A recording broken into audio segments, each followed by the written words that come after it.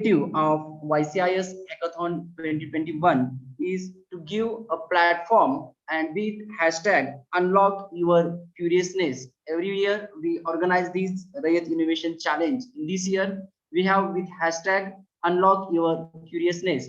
So in amidst COVID-19, we all have going very tough condition, and through this online mode, we have giving a platform for innovators to present their ideas. And for this panel discussion, we have 10 sessions of eminent personalities. So today is our first panel discussion session. Without wasting much time, I request Gaurav sir to proceed to panel discussion. Thank you very much. Thank you, sir.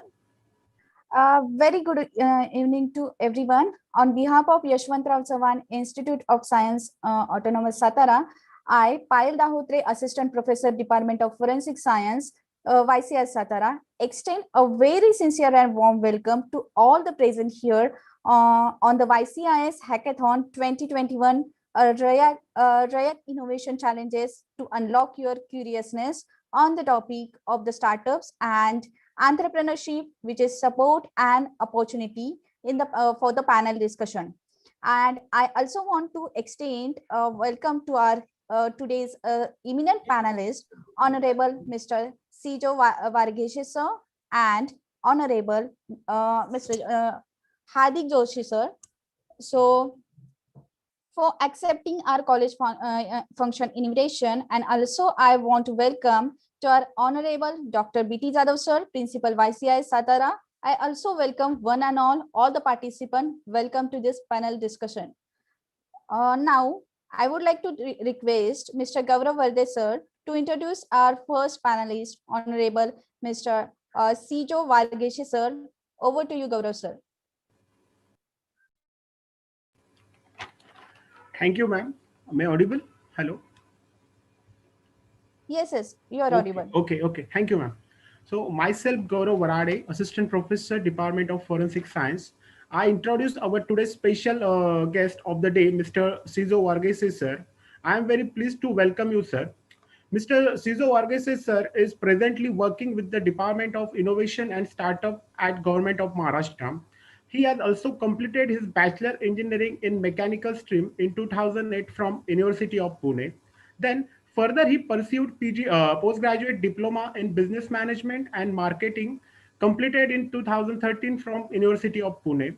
Then, sir has exceedingly good soft skills, along with it an extraordinary team spirit.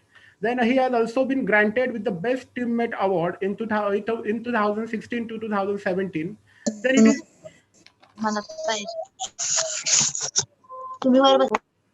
Okay, so it is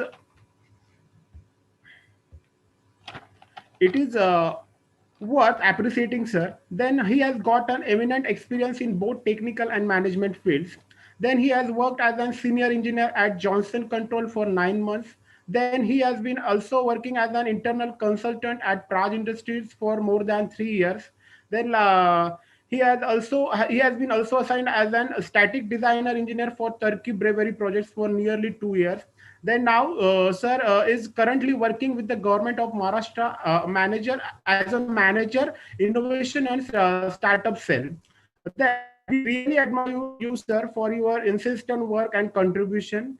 Then once again, I would like to greet Mr. Sijo Varghese sir for today's event. Thank you, sir. Thank you so much. Then now, may I request to Payal Dahotre ma'am for introducing our today's second eminent guest, Mr. Hardik Joshi, sir. Thank you so much, sir, for giving me this opportunity. Today's second panelist, eminent panelist, Honorable Mr. Hardik Joshi, sir. So they are working as currently Director, Entrepreneur Engagement and Training at the Science and Technology Park, Pune from August 2018 up to present. So also they are working as an entrepreneurship strategist, also startup coach, mentor, innovation catalyst at Pune.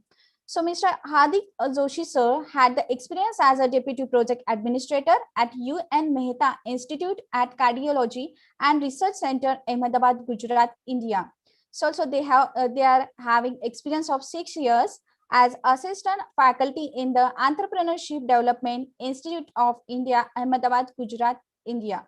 So they work as also a project officer from October 2009 up to October 2014, Ahmedabad, Gujarat, India.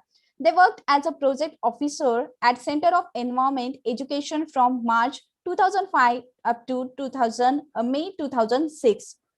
They have completed their education, first one, their post-graduation in Diploma in Management, Marketing and Finance from the Institute of Management Technology, Nagpur. They have also completed their graduation in BE Civil Engineering from Sardar Patel University, Vallabh Vidyanagar.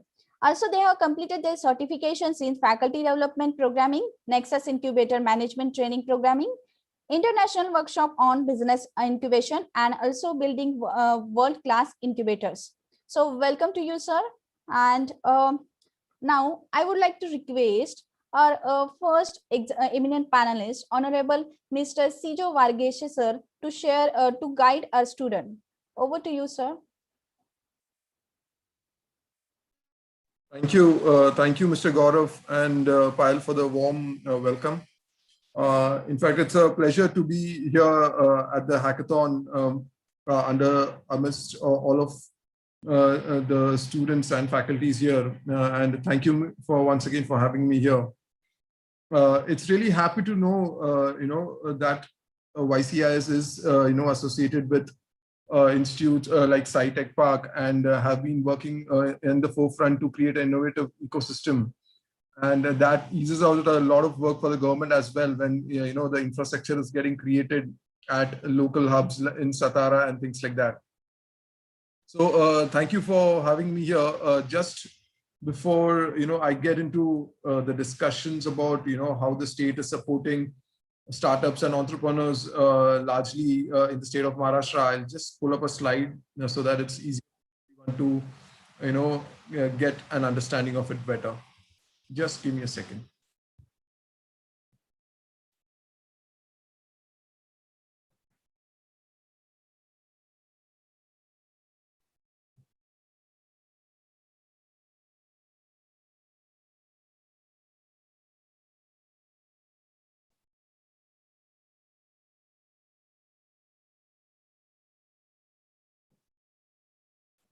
I hope my slides are visible. Yes, sir, it's visible. Yes. So yeah. So as I understand, the participants for today's session is largely students and faculty members of the college. It's indeed a very it's indeed a very good timing, I would say, when we are having this session and trying to create innovative solutions where the entire world is looking for, entire country is looking for, the world is looking for different kind of sets of solutions. And at that point, what's necessary is, to create such innovations, how does the ecosystem around it play a role, or how does, the surrounding infrastructure or the support structure around it play, support these innovative ideas and take it forward it's quite important.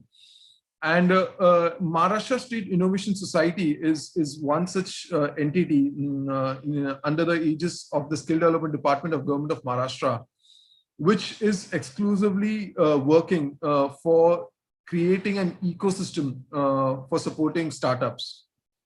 So just before we get into what it is, and what the Innovation Society is doing to support startups and creating that ecosystem, I would be very happy to just give a single point or a two-pointer on what exactly is a startup and how do you differentiate, what's an entrepreneur, what's a startup. There's always a confusion about young students who are studying, क्या करते हैं, मतलब startups बोले तो क्या करते हैं? How do you define a startup, or what is the difference between a startup and entrepreneur? It's very important to understand that, and then take the next steps in defining what it is. So the point is, everyone who's venturing into a business, starting a business, is everyone is an entrepreneur. He has to go to the entire cycle of bringing business, executing it, making operationals, doing the delivery and things like that. So everyone is an entrepreneur, whoever starts a business, but what differentiates between an entrepreneur and startup in the startup definition is the only difference that it might be doing something to do with some innovation and also to do with some technological interference and things like that. So it is not that, the entrepreneurs are not doing innovation or something. It is just a slight differentiation where startups is something which requires an additional, research and innovation and technology enablement, which is required to, move to the next step. So when we say that, there are different companies, if you say so, which can be termed as MSMEs who are running, entrepreneurship, like companies like entrepreneurs who are running factories, who are running, traditional software businesses and things like that, which come under MSME businesses.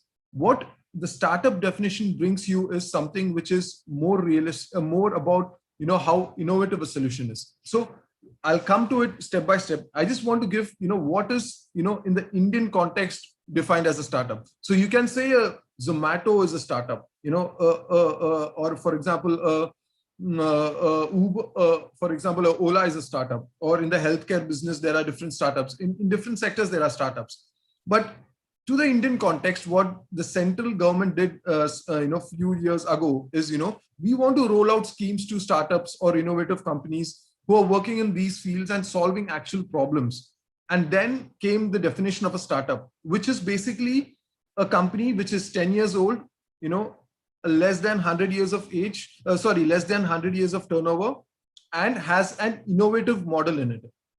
With these criteria, and if it is a private limited firm or a partnership firm or a LLP, if these are the parameters, if you fit into it, you can apply for, a startup registration at the center, and that's when you call as a startup. So what's the benefit of being called as a startup in the country?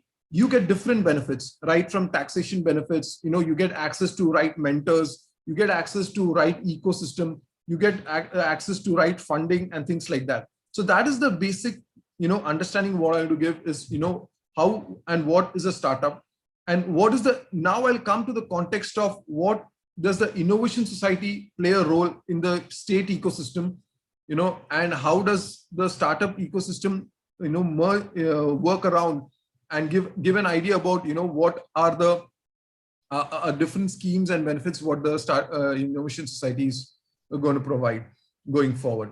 So quickly, if you look at, if you look at the Maharashtra landscape, and it is, the Maharashtra as a state has been in the forefront of creating startups. I'm sure you guys might be aware that Bangalore is the capital city, is the startup capital, and you have a lot of startups in that space and that region. But Maharashtra is nowhere behind it. We have a lot of startup hubs coming up: Mumbai, Pune, Nagpur. There are a lot of startups, and over there are 9,000 plus DPIT registered startups. When I say DPIT registered startups, these are the startups registered with the central government. If not registered, there is no problem. There will be an entity, but only that if you want some schemes, you go to DPIT for registration and recognition and things like that. You get some additional benefits on that. But larger than that, what I want to emphasize is there are already 9,000 plus DPIT registered startups, and apart from that, I would say there'll be close to 16 to 17,000 startups in total, which are not registered and registered together. But if you look at the startup ecosystem, the innovation ecosystem, the people who are building this ecosystem for creating new jobs, to solve actual problems, the state is really well poised with a lot of people from the investor community, from the incubation community and things like that. In fact, when you look at focus areas, so if you look at the innovation society, the state as a whole has a lot of focus in the agri sector, in the mobility sector, in fintech. Then there is a lot of focus in consumer goods, media. So these are the sectors where startups are coming from. They are working in these sectors, and there has been a lot of effort from different ecosystem players, right from, setting up, there are different incubators, accelerators, which are doing a lot of work in creating the ecosystem. And right from, the state is really, the state has a very good investor belt, which is supporting a lot of startups by giving them initial funding, follow-on funding and things like that. So I'll come to that, one by one. In fact, I would say the government of Maharashtra has a very dedicated approach towards some of the sectors. Mumbai being a fintech capital, the government also has a dedicated fintech policy, like other policies like a drone policy and things like that. And the focus towards these is quite determined. And when we have a look at it, there are different kinds of funds which are available, which the state is being providing to startups who are putting, a new age technology in areas like defense and aerospace, and in technology funds and etc. And technology solutions, etc. So this is an overall ecosystem of the state, and I hope, going ahead in the future, there'll be many startups coming from your institutes as well, supporting, any of these sectors and things like that. So, what I can also now go ahead is with, something which is very interesting, is about how is the state supporting these interventions and what is the Innovation Society doing. So if you look at it, in 2018, the state had launched a startup policy, and the Innovation Society works largely into execution of the policy mandates. So the policy had all the elements, right from how do you support startups in procurement, how do you give them funding access, how do you give startups basically an access to even, understand their grievances, or what are the different ways in you can give them some physical support, or some, digital support in terms of giving some access to, softwares, or something which is related to, if a startup is working in say in biotechnology, how do you give access to labs? This is the entire policy was designed to cater to all these solutions, to all these problems largely. And this was the startup policy, which was largely focused with three key objectives: creating an innovation-driven ecosystem, which we are slowly doing; then attracting a lot of funds. It's very important that, early stage startups or startups at quite mature stage also get the right amount of funding at the right time to scale their projects, scale their businesses going ahead. So this is quite important. And one of the most important thing, when these businesses come into place, how do you create employment, direct employment, indirect employment? So the larger three objectives of this policy was this. And keeping this into mind, there were a number of initiatives which were planned, which probably I will take you guys ahead on. But these are the different kinds of support which the Innovation Society is giving to, young entrepreneurs who want to, start up in their individual spaces. Right from, we are setting up incubation centers in all around, within all around Maharashtra, across the state. And I'll come to that point. Also, we are trying to set up, we are trying to procure startup solutions from different channels, right from, a unique program called as a Startup Week, to, throwing out problems to the to public in addressing some critical problems through grand challenges. One of the most important factors, like how do you come up, how do you give direct access to funding to startups, through any of the schemes. So these are the different points to which we want to, give support to entrepreneurs. So if you look at the startup ecosystem, it has multiple elements. There has to be the startup at the center for sure. But with that, there is incubation support, there is acceleration support, there is investors, there is government intervention. So MSINS wants to be a player who wants to, bridge all these gaps, if it is, and also try to be a sounding board to a lot of startups, understand their problems, and take this to the government and bring about interventions and changes in the policy and support them, and also connect these startups to relevant investors, incubators, depending upon in which areas they're working and things like that. So these are the different objectives and the ways through which we are trying to support entrepreneurs and startups in general. I'll just get into it one by one quickly. One of the first projects which we started, and one of our biggest projects, I would say, is setting up incubation centers. I'm sure YCIS is very well connected with SciTech Park.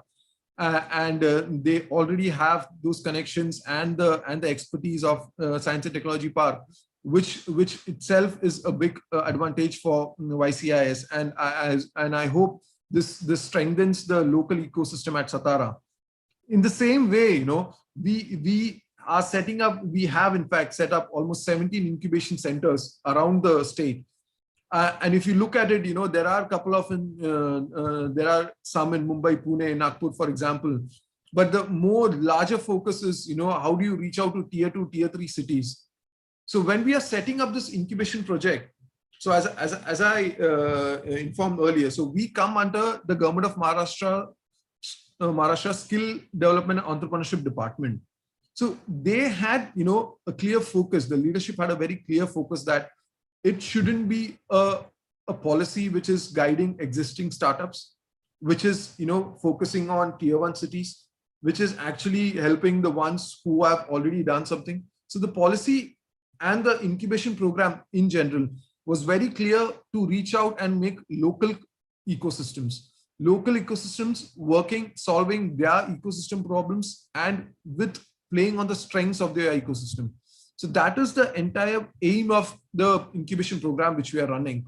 And currently we are supporting almost 17 incubation centers, out of which one is recently awarded to SMDT, which is a completely woman-centered incubation center, with which we are very focused that, there in the long run, there should be a lot of trust, a lot of importance given to women-run in businesses, and it can be also be accelerated when it is being supported by women-run incubation centers also. So what are we doing? We are supporting them with 5 crores over a period of 5 years.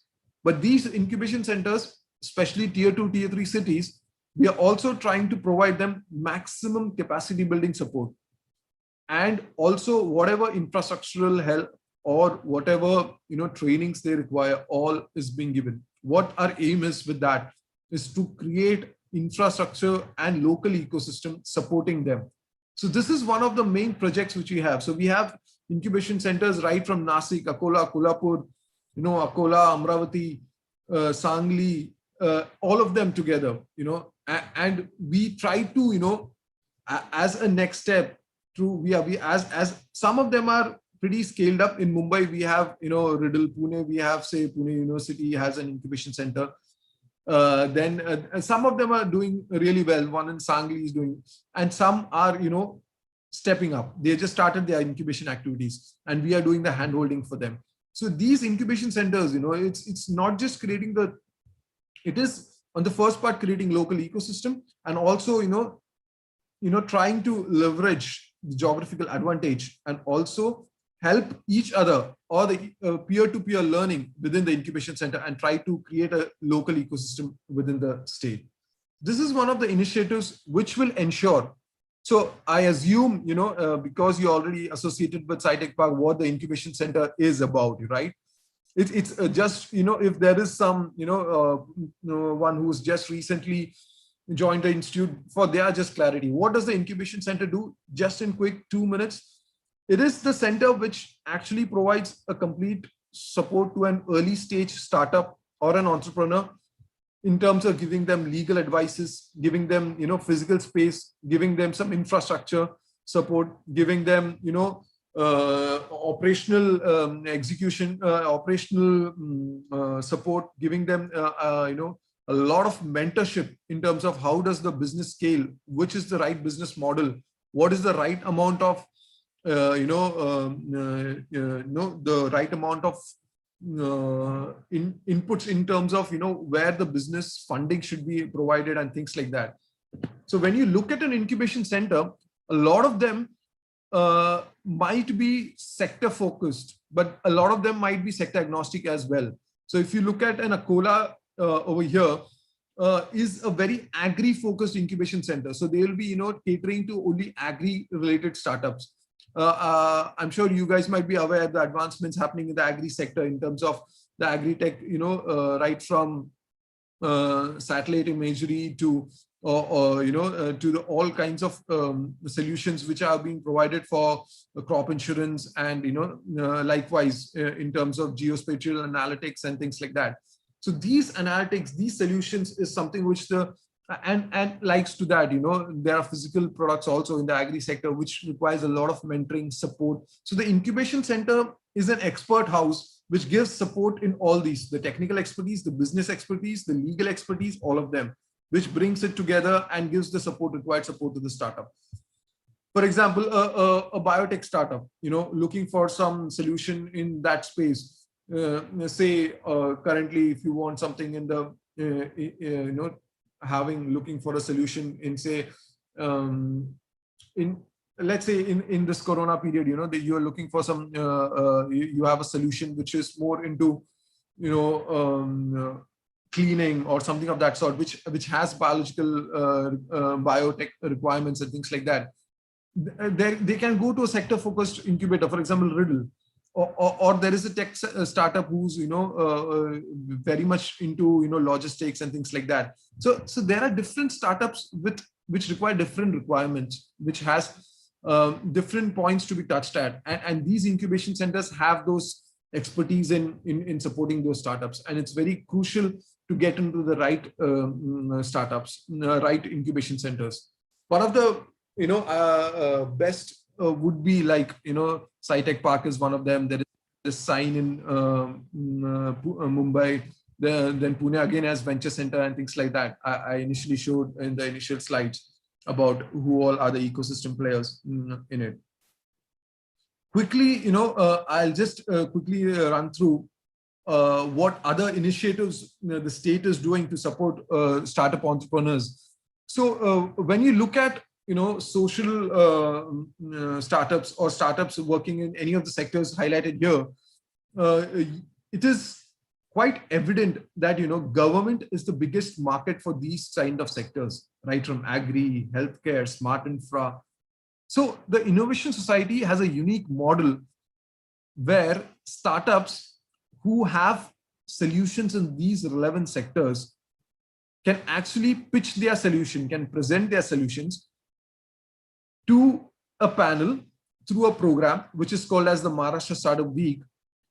And if you're selected, you get a direct work order of rupees 15 lakhs to each startup. So what happens through this program is the startup doesn't have to go through any of the tender routes. It doesn't have to go through any of the normal procedure of procurement within the government. You get a pilot opportunity, a project, a work order of up to 15 lakhs in any of these sectors which are mentioned here. So this is called the Maharashtra Startup Week. It is a very stringent process where the applications are screened at multiple levels.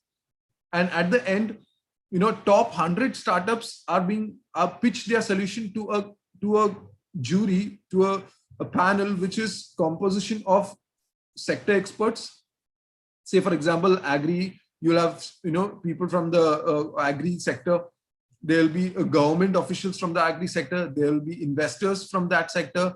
There'll be incubation centers, and they will judge the solution. And based on the relevance, what they have or what the solution is being presented, based on the relevance to the requirement within the government, the solutions and the innovativeness and other parameters, the solution is selected. And every year we select 24 startups.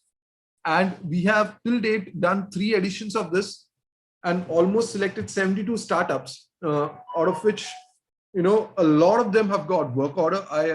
There are some instances where we couldn't support them with, but 80% of them have got, work orders where they could actually get a paid work order. And this is something which we feel is a very big support to startups. When you run programs, it can be a grant program, it can be infrastructure, but giving them work orders is something which is quite unique, I would say, in terms of supporting startups at their very early stage. And last year in 2020, we got about 1,600 applications all around the country, out of which 24 startups are selecting. As we speak, actually, we just launched the next edition of the Maharashtra Startup Week. So any of the startups who are here and working in any of these sectors, they can definitely apply to it. The applications will be open for a month or so. We have just opened it in, say, 2 days back. And post that, we'll be having the Startup Week around in the month of August. And yeah, this time it's so last year also it was virtual. Before that, we were doing it physically, but this time again it will be virtual, and it is a very good experience for people. Even applying for it, reaching in the top 100. It's a very good interactive kind of a program. And once you're selected, the 24 startups, we consider this as a cohort, and we handhold them throughout the year in executing the work order, identifying the projects, and giving them the right set of work order, and then doing the payments and the milestones and things like that. So it's a proper work order experience what they give while working with the government. Yes. So quickly, so one point, I just want to highlight. So what is the main objective of this program? One is giving government and, giving startups an access to the government. But it also gives government an opportunity to look at the various innovative solutions, which later on can be, even procured through the tender route. So this is a very good opportunity for startups and for the government to interact with the innovation and, innovation related ecosystem and get out the best solutions out of it. So it's quite interactive. The program is quite, useful for the startup and for the government. But it's a very bold step for the government of Maharashtra to go and go for direct procurements through this channel which they have done.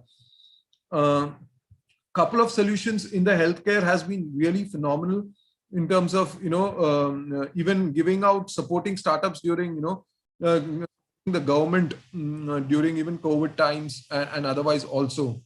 I'll quickly also run through some of my other initiatives which we are trying to focus here. So when we are talking about initially about the infrastructural support, the procurement support over here, there is also a very big need for startups to actually get access to funding. There is a lot of requirement which the startup has to incur. There are a lot of costs which the startups have to incur in their early stages. And for that, the government of Maharashtra through MSINS has come up with some direct benefits. Largely, this is a benefit which was rolled out a couple of months back by Honorable CM. This is the direct incentives. The first program is supporting startups for their IP, intellectual property rights. And when we say that, it's a support which we are not just giving through financially, but we're also giving them a lot of technical advice, technical assistance. And for that, we have empaneled partners for that, to the entire, for supporting startups. So if you look at it, as a startup, and if you have a noble idea, if you have an innovative idea, what comes up is, how do you protect it? And if people in tier 2, tier 3 cities don't have an idea how to protect it, they can definitely reach out to the Innovation Society, and we will assist you through our programs. So we give them technical assistance, and the financial assistance is up to 2 lakhs for domestic filing, and international filing, it's about 10 lakhs with 20% borne by the startup itself, 20% of the cost. So this is a unique program where it's not just the funding assistance we are giving, it's also about how much technical assistance also we are giving. So if a startup is willing to, file for a patent, outside the Innovation Society, he can definitely do so. He can come back over here, we can reimburse the payments. But if there is a technical assistance required, we are here for that as well. Ensuring that, the startups don't give out and, they don't have pain in identifying the right partners in protecting their innovative ideas for that. Secondly, what we also have understood is, if you look at it, early stage startups do a lot of testing, and these testings also incur a lot of cost. And at the right point of time, the right support will allow them to do a multiple iterations of their product and fine tune them. And that's where, government of Maharashtra has come up with a quality testing scheme, where if you're testing a product at a recognized NABL or BIS lab, we will be supporting them with about 2 lakhs of reimbursement amount, which will be again up to 80% of the cost of the testing which the startup does. So these are different kinds of schemes, I would say, which are quite essential, for supporting startups at their early stage of their life, and it will only boost them right from giving them physical infrastructures or giving them some procurement support, or giving them some direct funding assistance in terms of quality testing, IP, and things like that. These are a different set of support which a startup gets. So when we say startups, MSINS is very clear that it is a sector agnostic society. So we work across sector, startups working in the agri sector, in the healthcare sector, let it be, in the education, koi bhi sector ho jaye. We are supporting across them. Only thing that for these schemes, which I just mentioned, for example, these direct benefit schemes, they have to be the DPIT recognized startups and have to be based in Maharashtra for IP and quality testing and things like that. But the intent is always to support startups and keep supporting them to grow. Going forward, we also have a lot of programs come up. There is, as we are completely going into the virtual mode, there is a requirement for a virtual incubation center also, which we have proposed to the government, and we will be setting it up in a couple of months' time, where the facilities which the physical incubation center was giving, right from giving them some technology support, some marketing support, give some financial assistance, consulting, mentorship, will be given virtually. And this will be through a platform hosted by MSINS, and it will be completely virtual, supporting startups across the state of Maharashtra. We are almost in the stage of supporting the startups. We are just waiting for the final nod for this activity to get started. Parallelly, as I just mentioned, we have a lot of focus, and rightly so, seeing the number of entrepreneurs, women entrepreneurs coming up, there is a need for supporting them from time to time, and that's the very reason we have set up a women entrepreneurship cell, which will be dedicatedly working on programs for supporting women entrepreneurs. It will be dedicated for understanding and giving them support, financial support, giving them training, mentorship, and that's the very reason within that we have created a incubation center at SNDT for giving them all kind of physical and financial assistance as well. There has been a different program altogether called as Hirkani Maharashtra Chief, which is also into supporting women entrepreneurship at rural Maharashtra. The entrepreneurs and SHGs who have been working in tier 2, tier 3 cities as well. Maharashtra Grand Challenge is another unique program, which is basically, so the Startup Week is a program where the products are offered to the government. Grand Challenge will be and is in the pipeline, is a program which the government will throw problems. They will throw out problems to the to different innovators, startups, and people who want to actually solve problems. And these solutions will be selected by the government, the top solutions, and given funding to actually make those prototypes to solving these problems. So basically, to start with, we are already into discussions with a lot of government departments like the Pollution Control Board, the Agri Department, the Fishery Department, in identifying problems which will be thrown out to the public, which actually can come up and solve the problems. So entrepreneurs, so these are points where entrepreneurs can come up and solve real life problems and can be boosted and scale their businesses going ahead and things like that. Something for very early stage startups, I would say early stage startups is something which is which I would say is also eligible, but these programs which I'm going to talk about are for people even trying to venture into entrepreneurship, trying to look into how does it look like, and have been working on a product, they have been researching on stuff. They have been working on solutions. They have been, prototyping some of the solutions, understanding problems and working on this. So I will explain you what these programs are. These are largely programs for encouraging entrepreneurship, for converting research into, commercialization. These are the programs, So the first one is a relatively easier bit to understand. These programs basically are, it is also called as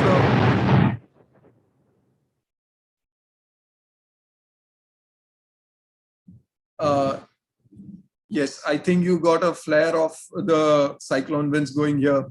There was a huge sound right now. Yeah, I'll just quickly continue and try to finish it off. So,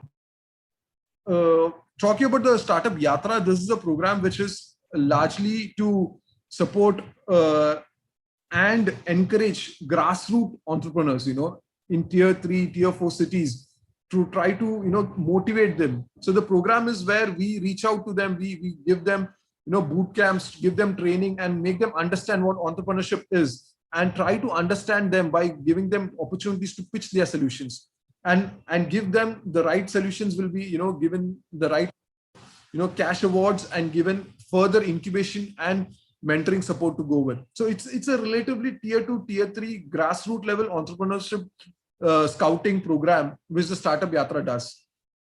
Coming to another program is the Maharashtra Deep Tech Innovation Fund, which is very focused on R&D deep technology startups, which will be supporting startups, research and innovation in deep tech activities, right from, say in the biotech space or in the or in say nanotechnology or say in say energy. There is a lot of advancements in material management, material engineering and things like that. So this is a program where we want to support a startup, a person who is actually want to do research and is not very capable, is not very willing to go ahead and things like that because of some other issues. So it's a very in-depth program, a one-year program would be where we'll be supporting handholding almost 20 to 30 startups with a good amount of stipend and also a good amount of grant together, so that they can work on their prototypes and also get the required amount of stipend to have their monthly earnings and things like that. Coming to the Maharashtra Ignition Grant, is also, this is a largely a program for college students, which will be for supporting startups at their very early stage with an early amount of grant, which will be around 2 to 3 lakhs in building their prototype with the right amount of mentorship and things like that. So all of these program is designed in a way that for example, Ignition Grant is a program where you will be designing a prototype and it will be almost ready, where you are clear with it when you form a company with it. And once you do that, if it's really deep tech, we want to support you with additional funds and things like that. So these are the different interventions which we are trying to bring across, and when we say this, it is also, we understand that, so if you look at these interventions, these are the supports which the state government is doing. Yeah, with this, there are other kinds of funds also, which the state is giving, which I just mentioned about, right from funds in terms of the Defense and Aerospace Fund or the Social Innovation Fund, which the government is giving in terms of equity and things like that. So these are the funds which the state is already giving, and the schemes which I already explained. Apart from this, as I mentioned, the state is also having a dedicated fintech startup hub, which supports fintech startups and is very focused on them, on giving benefits and incentives to startups working in that space, right from some grants, some incubation, subsidies and things like that.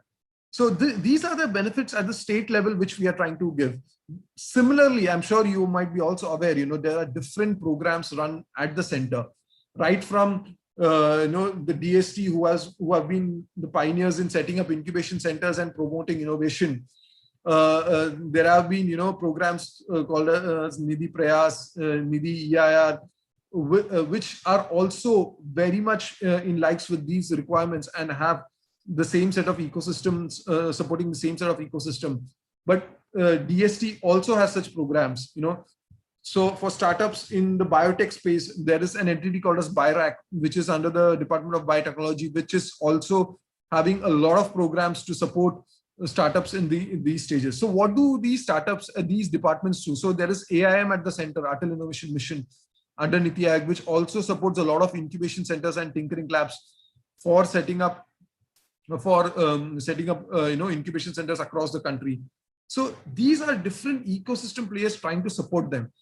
And one of the most important all of these is that how do you gel with each other. So I didn't touch base with one of the most important things. All of these things, when they are called as programs, it is also largely that we are giving funds to them, grants to them, for early stage startups. Then there is also a requirement. So we might also come up, post this, we might also come up, start with a program which is to support startups at a bit more matured stage, through some seed fund program, where, through which the startups can avail seed fund and things like that.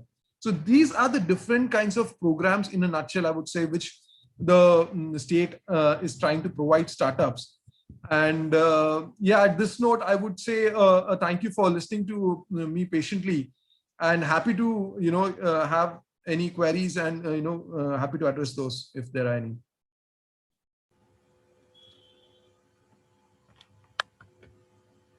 Thank you, sir. Thank you for your informative guidance regarding innovation policy and other different schemes regarding the government of Maharashtra. Then any queries from audience, please ask. Any questions or any queries? Hello, sir. After Hardik sir's presentation, we will focus on the queries. Okay, sir. Both will answer simultaneously for the queries.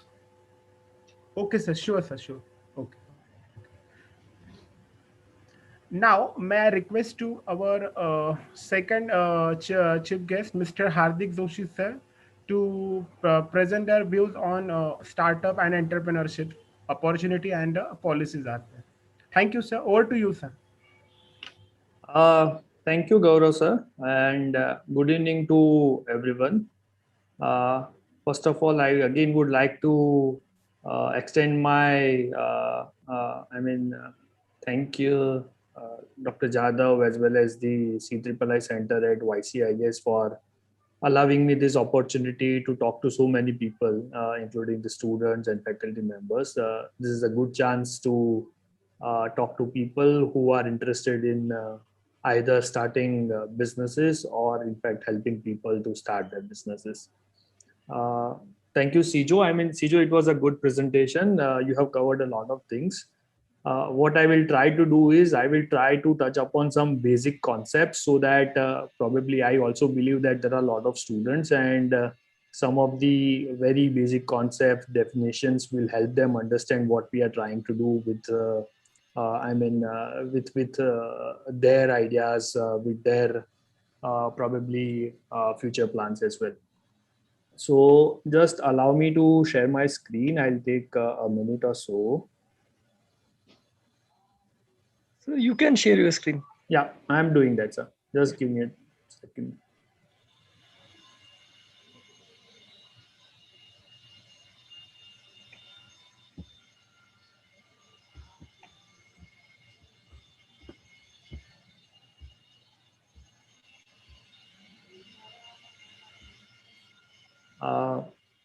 Sir, is my screen visible? Yes, sir. Yes, sir. Yes, sir. Yes. Okay. So before I start, I just again want to clarify these three basic concepts. So whenever I talk about entrepreneurship or things that we do, I generally start with these three concepts. And whenever you are in startup ecosystem, innovation ecosystems, so these are the three words that are used very often. So more or less you will hear them daily, in fact more than once in a day. So what is creativity? if you talk to incubation managers, if you talk to your professors, if you talk to probably, let's say, investors, government officials, they all talk about creativity these days, right? So what is this creativity? So by the way, before I start, I just want to say that whatever I am sharing in this presentation is what my learning is, right? So this is my point of view, and some of the things that you see on this presentation or you hear from me may differ from some of the things that you read in entrepreneurship books, or if you are listening to other people. So my views may differ. So, but whatever I am sharing is my learnings over a period of time, as well as my understanding about the entrepreneurship, entrepreneur, or the ecosystem that we are in.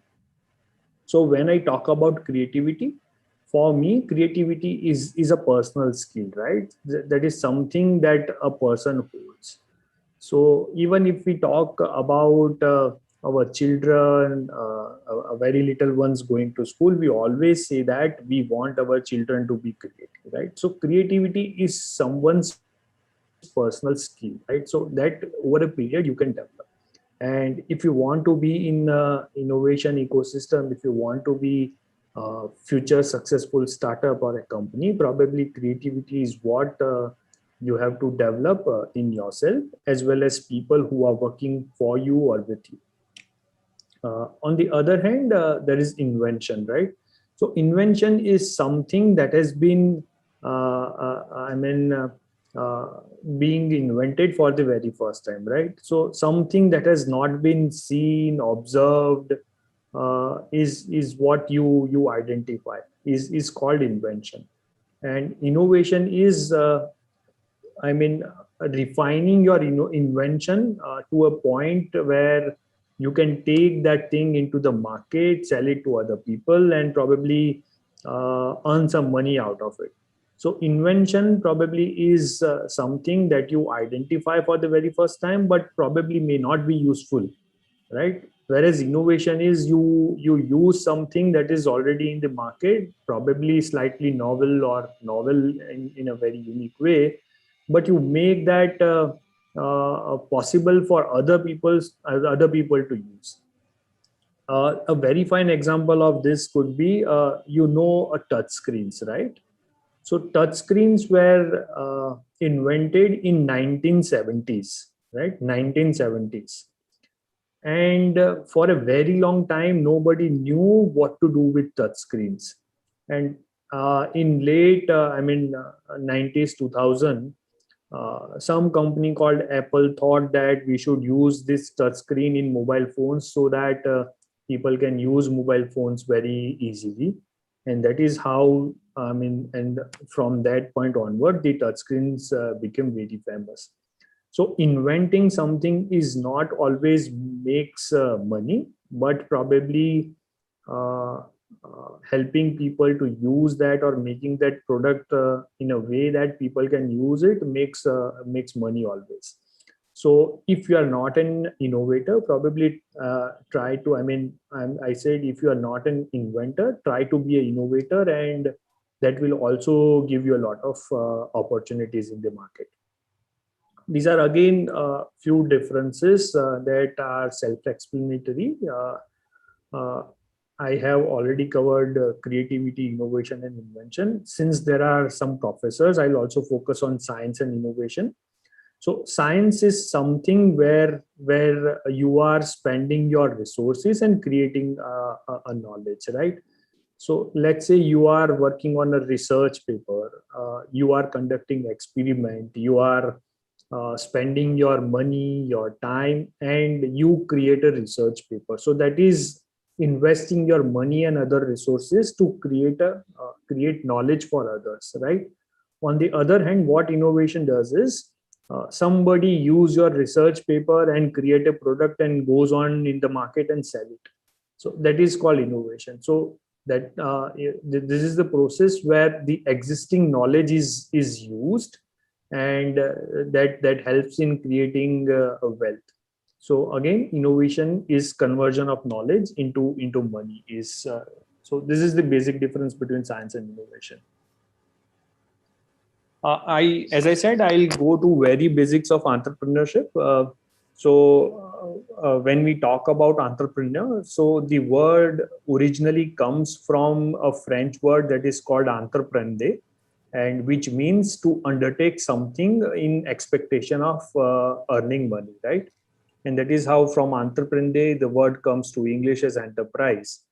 But if you go slightly back and try to relate it to the Indian languages, there is a Sanskrit word called antah prerna, which is very similar to the word called entrepreneur. And why I'm mentioning this is, I have seen over a period of a very long time since I have been into this space, the people who are inspired, the people who are inspired from within. So these are the people who do not need motivation from outside, but these are the people who are self-motivated, which is very similar to the word antah prerna. So people who are self-motivated have a better chance of succeeding, right? So if you want to be a successful entrepreneur, if you want to be a successful company in the future, you have to see what motivates you from probably within, and you don't need to look for people who will push you. And if you are able to do that, there is a very high chance that you will succeed. These are some of the basic differences between an employee and an entrepreneur. As you know, employee work for other people, and they work for something to get away from, right? As an employee, when I come to office, I always see ke 7 kab bajenge so that I can go back. Whereas entrepreneur, they work for themselves, and their work always excites them. So they do not look for excuses so that they can go away from their work. The employees put in serious efforts for very short period of times, right? Because for them it is something which is not very motivating. On the other hand, entrepreneur put in serious efforts for a very long time, and they try to maximize their efforts so that in the longer run they are benefited. Employee receives support from their employers, right? And they work for this support, so they always work for the salary that they want to have. On the other hand, as the slide mentions, entrepreneurs support other people, right? They create jobs, they pay salaries. So not only they are supporting their employees, but their families as well. And income, right? Employee needs income on a very frequent basis, in fact, on an immediate basis, right? As soon as the month is over, they expect salaries. On the other hand, entrepreneurs, they generally invest. They do expect returns, but this could be in long term, right? So whatever they are putting in, they can be patient with it, and in a longer run, they look for the benefits, and these benefits are generally very high compared to what we receive as an employee. There are various definitions to the word entrepreneur, right? If you just Google about it, I am sure you can get hundreds and thousands of the definitions. But just to make it very simple, I generally try to go by this quote. So who is an entrepreneur? So entrepreneur is a person who solves problems for people and at a profit, right? So as an individual, you identify someone's problem or problem that is faced by probably few hundreds, few thousands, lakhs of people, and try to solve that. And you solve this in a manner that you can sell this and make some profit, right? So solving problem does not always fetch you money, but solving problem at a profit will always fetch you money, right? So you have to find a way to solve people's problem, but at a profit, and that will help you make your venture successful in the longer run, right? Again, there are a lot of definitions to the word entrepreneurship. Again, just by googling or referring to so many books, articles, you do come across a lot of definition. But again, I am not going by the books. For me, entrepreneurship is a way of living your life, right? So entrepreneurship is all about making that choice so that you are living a few years of your life like most people will not. So that you can spend the rest of your life like most people cannot, right? Just to simplify, I have used two pictures. I'm sure all of you know the person in the picture. He is Mark Zuckerberg, the founder of Facebook. So Mark Zuckerberg has chosen the path, the difficult one, to let go some of the joys of being in the youthful years of his life, working very hard, uh, coding, setting up the Facebook. But that initial efforts of few years have bring in so much of success that at present Mark Zuckerberg can do a lot of things that you, me, or any one of us in the present in this session are not able to afford, right? Even I want to go to the vacations like Mark Zuckerberg does with the family, like we can see in this picture. But because I have not put in serious efforts like Mark Zuckerberg had did in the initial years, I cannot afford to do that. So again, I'm saying entrepreneurship is all about making those difficult choices. And once you put in those serious efforts, probably more or less there are higher chances that you will succeed in the longer run. Right? Sijo has covered this, by the way, but just for simplifying it, I'll again touch upon this, that what is a startup, right? So there are few definitions. Again, Government of India has defined startup in a very particular way for all the benefits and other stuff. But we are again not at this stage. We are not, going for those benefits, and we are trying to understand what the startup is. And I'll again go by the second definition, and this is what I relate very much with, right? So a startup is a company that is designed to grow very fast, right? You being a businessman or an entrepreneur can set up various businesses or companies, right? But the ones that are designed to grow very fast are, should be classified as a startup. This is my personal view, right? So you can have a kirana shop, you can have a mobile repairing shop. All those are businesses, right? And if you see, they eventually grow as well. But if you are setting up something very disruptive and something that is designed to grow very fast, like if you can remember uh, the technology that is called mobile phone, right? So mobile phones were designed to grow very fast, right? Smart TVs, they are designed to cover the larger market very fast, right? Something called vaccination, COVID vaccine. Again, the company that are designed, they have designed, somebody called Bharat Biotech. They have designed the COVID vaccine, but the company has designed so that they can grow very fast and cover the larger market. So all these are the major qualities of being a startup, right? So what makes people responsive for opportunities? Why people jump into being business or start new ventures, deal with innovative stuff? What is that single most reason that motivates people, right? And by the way, I in fact answered it. The single most reason that make people responsive is something called motivation, right?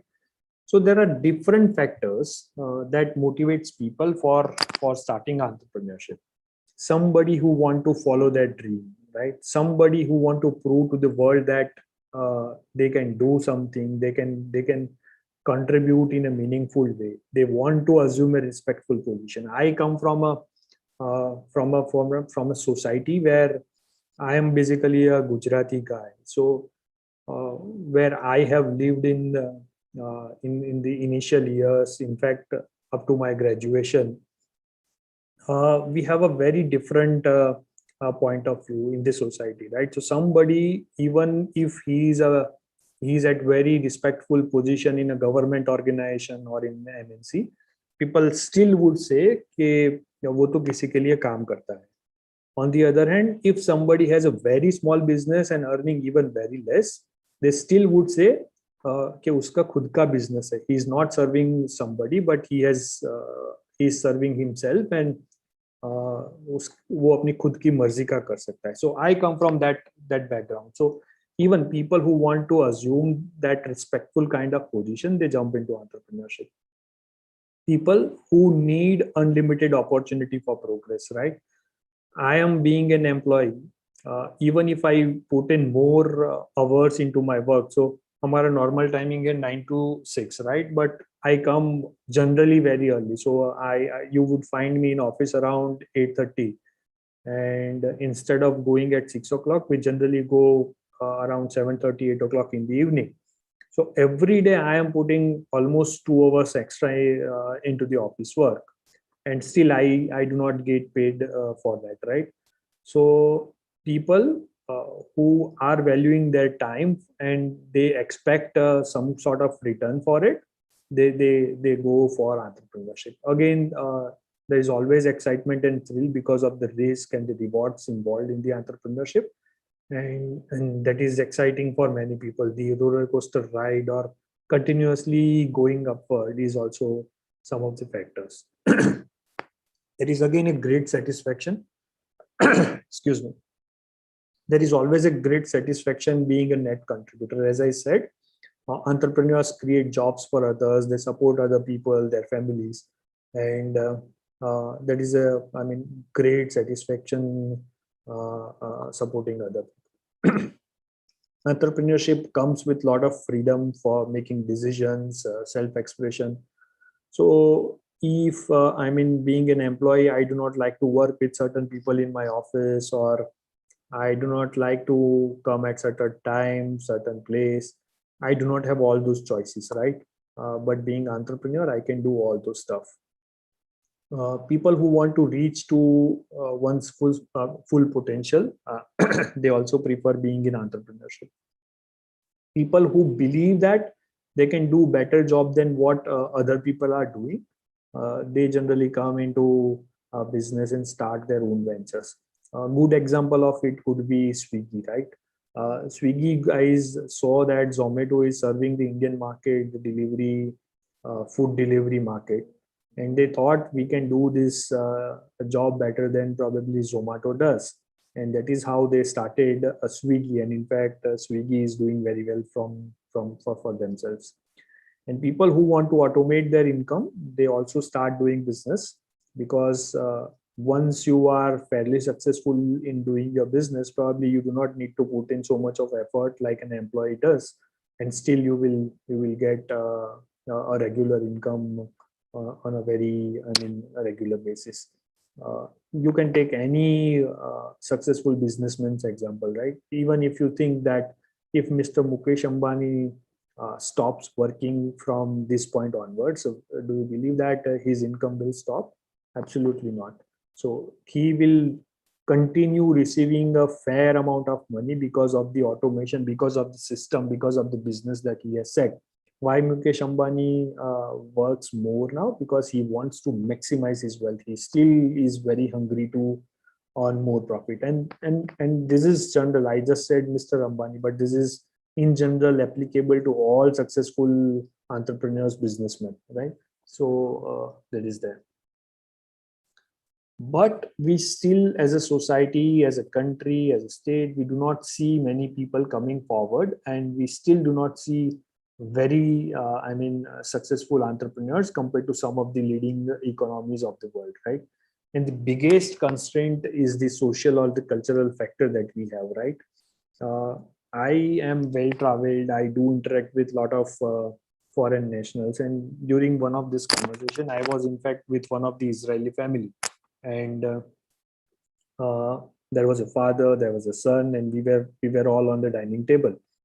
By the way, Israel is considered to be one of the most startup-friendly nation, or in fact, one of the most active ecosystem in the world as far as startups is concerned. And this father and son were having a conversation, and the father was asking to his son that, "Hey son, how is your business doing?"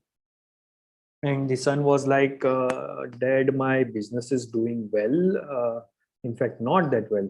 And I need to shut down my business probably 2-3 months down the line. And his father was like, oh, okay. And what are your plans next? And his son was like, Dad, my after closing down this company, I have got another idea and I'm working on it. And probably 6 months down the line, I will start another company and pursue my new idea.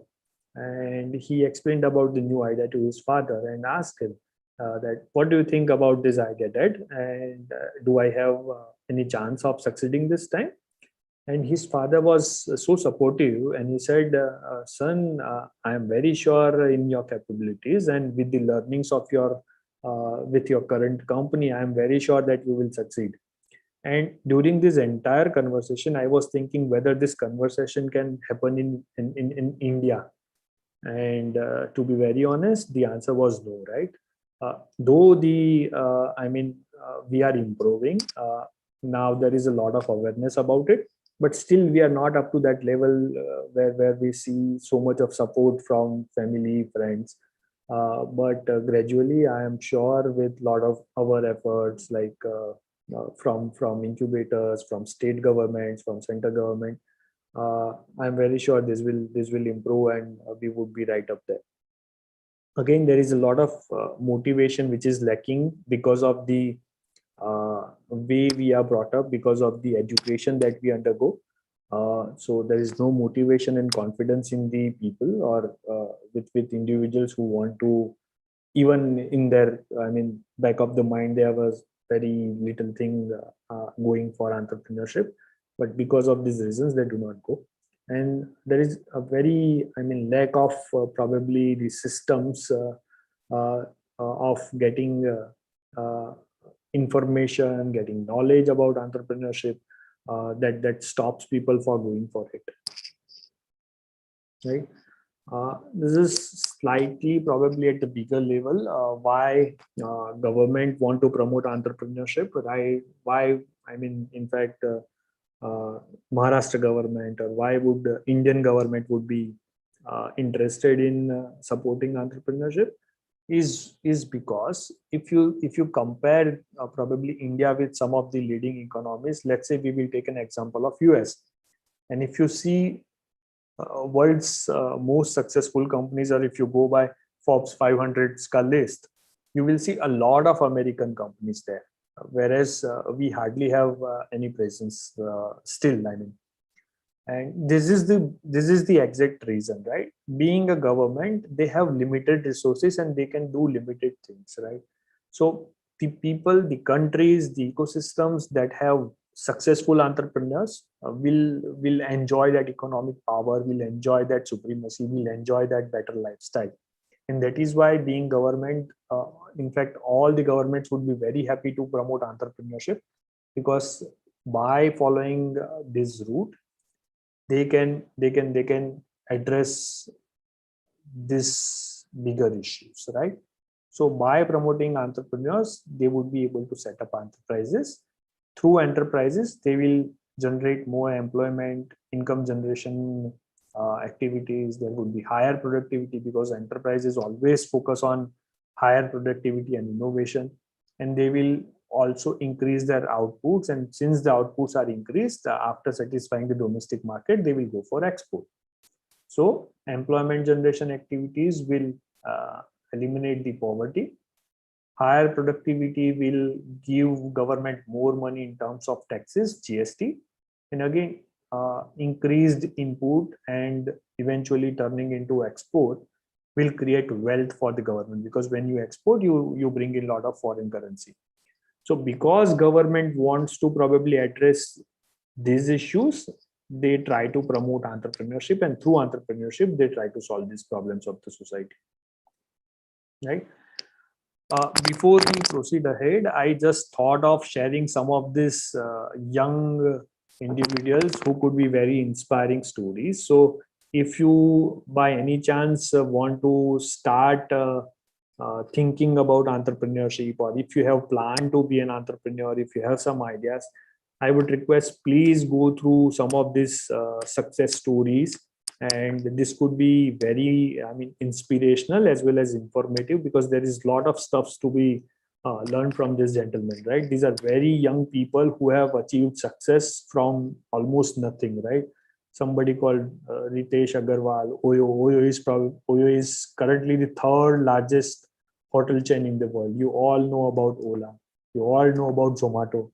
Baiju Ravindran. So Baiju is the biggest success story from Indian startup ecosystem, right? Baiju is currently valued as the uh, uh, most, what I would say, most valued startup in the country, right? Somebody called Harsh Jain from Dream 11, Naukri. Probably all the students who are here, probably they will use the solution provided by Mr. Sanjeev in couple of days time or couple of months time, when you are going to search for your jobs. Paytm we all use. Make My Trip, again, nothing to be describing about them. Zerodha, the biggest discount broker in the country. So Nitin has uh, achieved this success in a very short time. Unacademy team, you again all know about it. Swiggy, I just spoke about a couple of slides back. And Piyush Bansal, a fresh graduate from IIT, who has start Lenskart and has done wonderful stuff. So these are some of the very interesting story. I would again say, if you want to be entrepreneur, if you are trying to set up business, please try to see what these people have done, how they have done, and there are a lot of inspiration from these stories, right? This is a slightly old report, but what it says that, so Indian government has set up a target for themselves to be $10 trillion economy, right? And what this report suggests, this is a PwC report, and what it says that 60% of the target could be achieved by the existing solution in the market, but for the remaining 40%, there should be new solutions in the market, right? And unless and until you don't have these new solutions, it would be very difficult. But they were very positive, and they were saying, the report says that this 40% could be more, and this will make the difference in the future. So people always ask me, what are the emerging sectors in India in terms of startup, and these are the some of the sectors which are seeing highest number of people coming forward in, and they are setting businesses, or they are offering their innovation solutions in this sectors, right? I am again not going through the sectors because we don't have enough time. And again, when we come, talk about startups, we always talk about different sources of funding. And again, the topic of today also says that the kind of support that we receive. So there are different funding sources. This could be personal resources, family and friends. These are very common. Anybody starting very fresh, they generally put their money in, and they try to put money from their family members and friends, and that is how they start. One of the easy ways to participate in competitions and try to, win the awards and put that money into your business. There are grants from different government bodies, and there are also some of the NGOs or world level bodies that offer these grants. Subsidies, again, there are government initiatives or financial institutions that offer subsidies for starting new businesses, could be a good source. Crowdfunding is again a concept. I am very sure many of you would be knowing it. If you don't know, you can just Google about it. I am not going into the details because again, we have limited time. Equity financing is another option. If you are fairly successful, people will be interested, and you can offer the shares in your company to somebody else, and that way you can probably secure some funds for your company. Angel investments and venture capital. So angels are probably individuals, whereas venture capital is an institutional mechanism. So probably at a very early stage or early revenue stage, you again go to these people, pitch to them about your idea, your business prospect, and the interested ones will invest in your company with their preferred mode of funding, right? So this could be again equity, debt, equity related instruments or debt related instruments. There are so many options.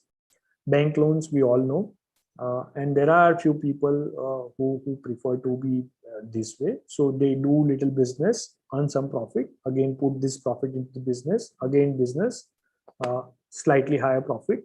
But this takes generally a longer time than current practices that we observe. And I have listed this fund slightly differently because incubators and accelerators supported by either from the government or the private player, they have a different motive, right? So all these people, probably institutional mechanism, angel investors. So this sort of people have a different motive when they are supporting startup. Their motive is to maximize their wealth, right? By being a part of startups journey or innovators journey, they want to gain. Whereas the incubators and accelerators, the motive is to help people out, right? So the incubators and accelerators generally do not eye for that high amount of profit like these people will do.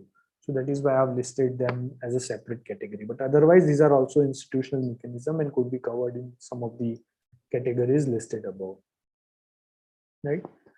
So these are some of the very famous quotes from good personalities, and they always say that if you want to be successful, you should probably go to good mentors, and they will help you succeed in future. And this is why, I mean, this is where we come into picture, right? Before going ahead, I will slightly touch upon what Science and Technology Park is and what we do. So Science and Technology Park is supported by Department of Science and Technology, in fact, set up by Science and Technology Ministry in 1986 on Pune University campus. We are an autonomous body registered as a trust and society. And we, we act as a bridge between academia, industry, and research. And we try to promote innovation, entrepreneurship, and by bringing innovative products into the market, we try to help the society, right?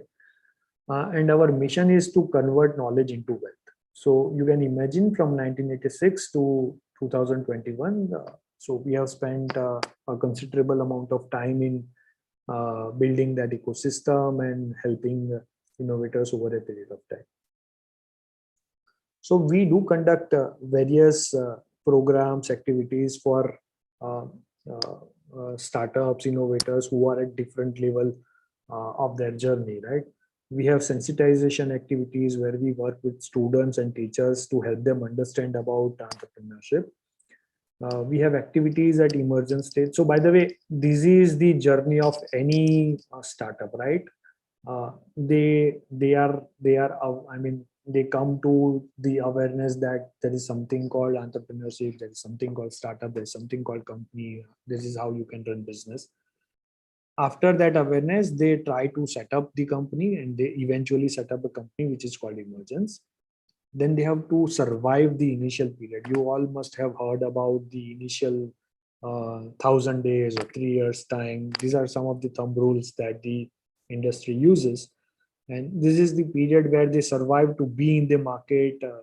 And this is the most vulnerable period for any startup.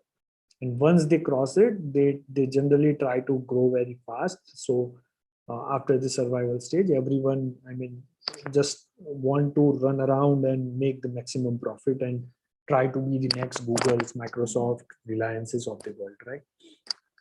So again, for each stage, we have different initiatives. So again, at emergence stage, where we work with innovators, single founders, or probably teams of having 2, 3, 4 members, and we help them through our various initiatives. And again, at a survival stage, survival and growth, in fact, both stage, we work with startups who are having different kind of needs. And these are some of the programs that are listed. I will go through all the programs probably quickly. Science and Technology Park also works with different governments as providing advocacy services, right? So governments, other bodies who who need some sort of support in developing their systems, understanding innovations, probably developing policies. So we do work with them. These are some of the activities I would say that Science and Technology Park does. These are our various services we offer to the startups, right? So again, as an incubation center, probably if you see almost all the incubation facilities would be providing this sort of services. But being one of the first incubators in the country, we have that advantage that we have set up a good network, and we can leverage the connections that we have established over a period of time, probably better than some of the new incubators.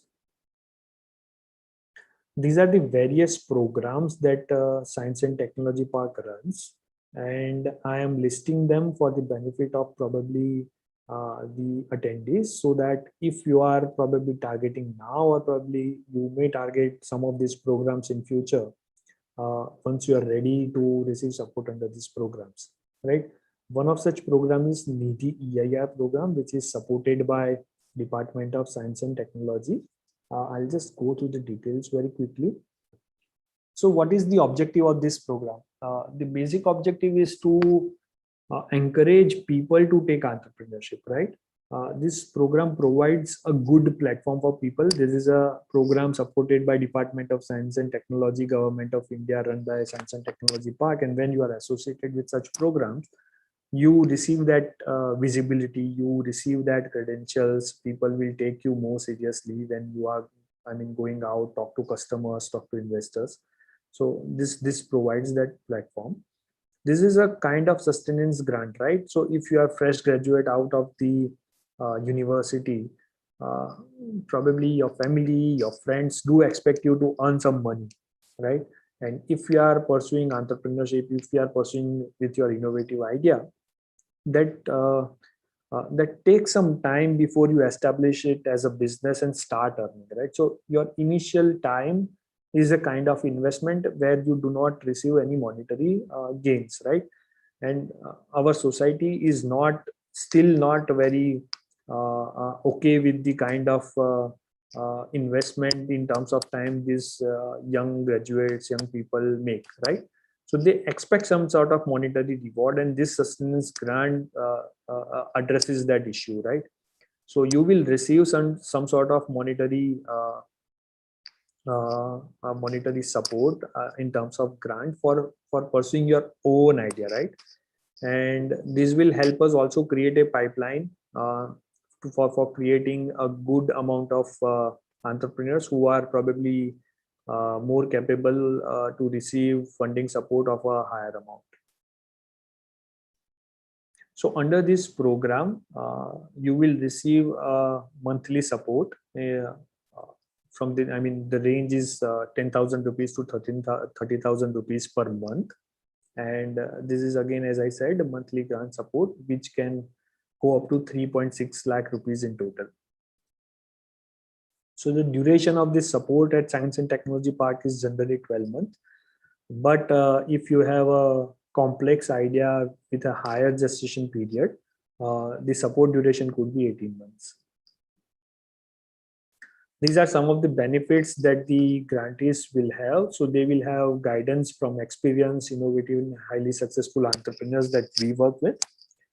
Then you will also have insight into industry markets. You also come across best practices from the businessmen that we work with, or the past incubators that Science and Technology Park has. And you will also have access to our co-working facilities and other infrastructure. Apart from that, you always will work with Science and Technology Park, Incubation, and EIR team.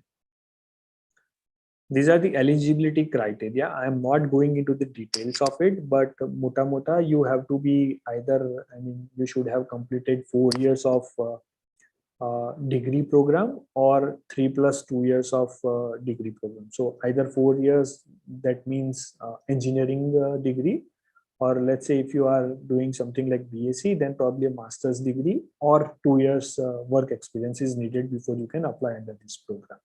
And then again, commitment to explore a business idea.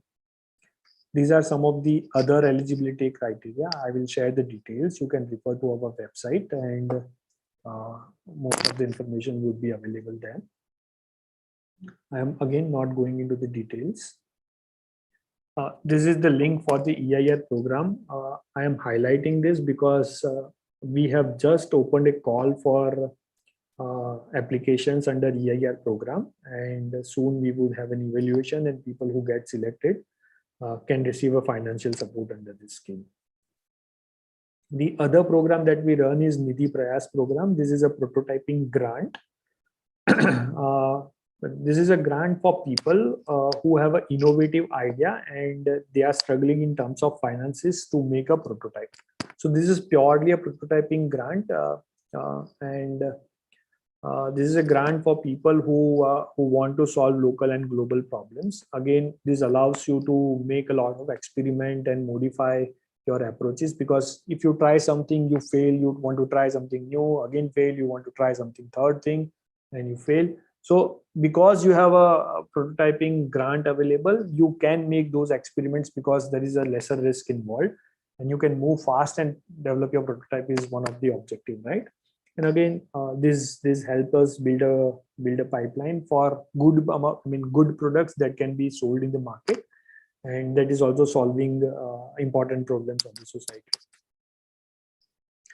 The support extended under Nidhi Prayas program is up to 10 lakh rupees, and this fund can be used for various purposes listed on the slide. Generally, the duration of Nidhi Prayas program is 12 months. We expect most of our grantees to finish their development in 12 months time. These are again benefits like EIR program. You receive almost similar benefits with the product that you are developing.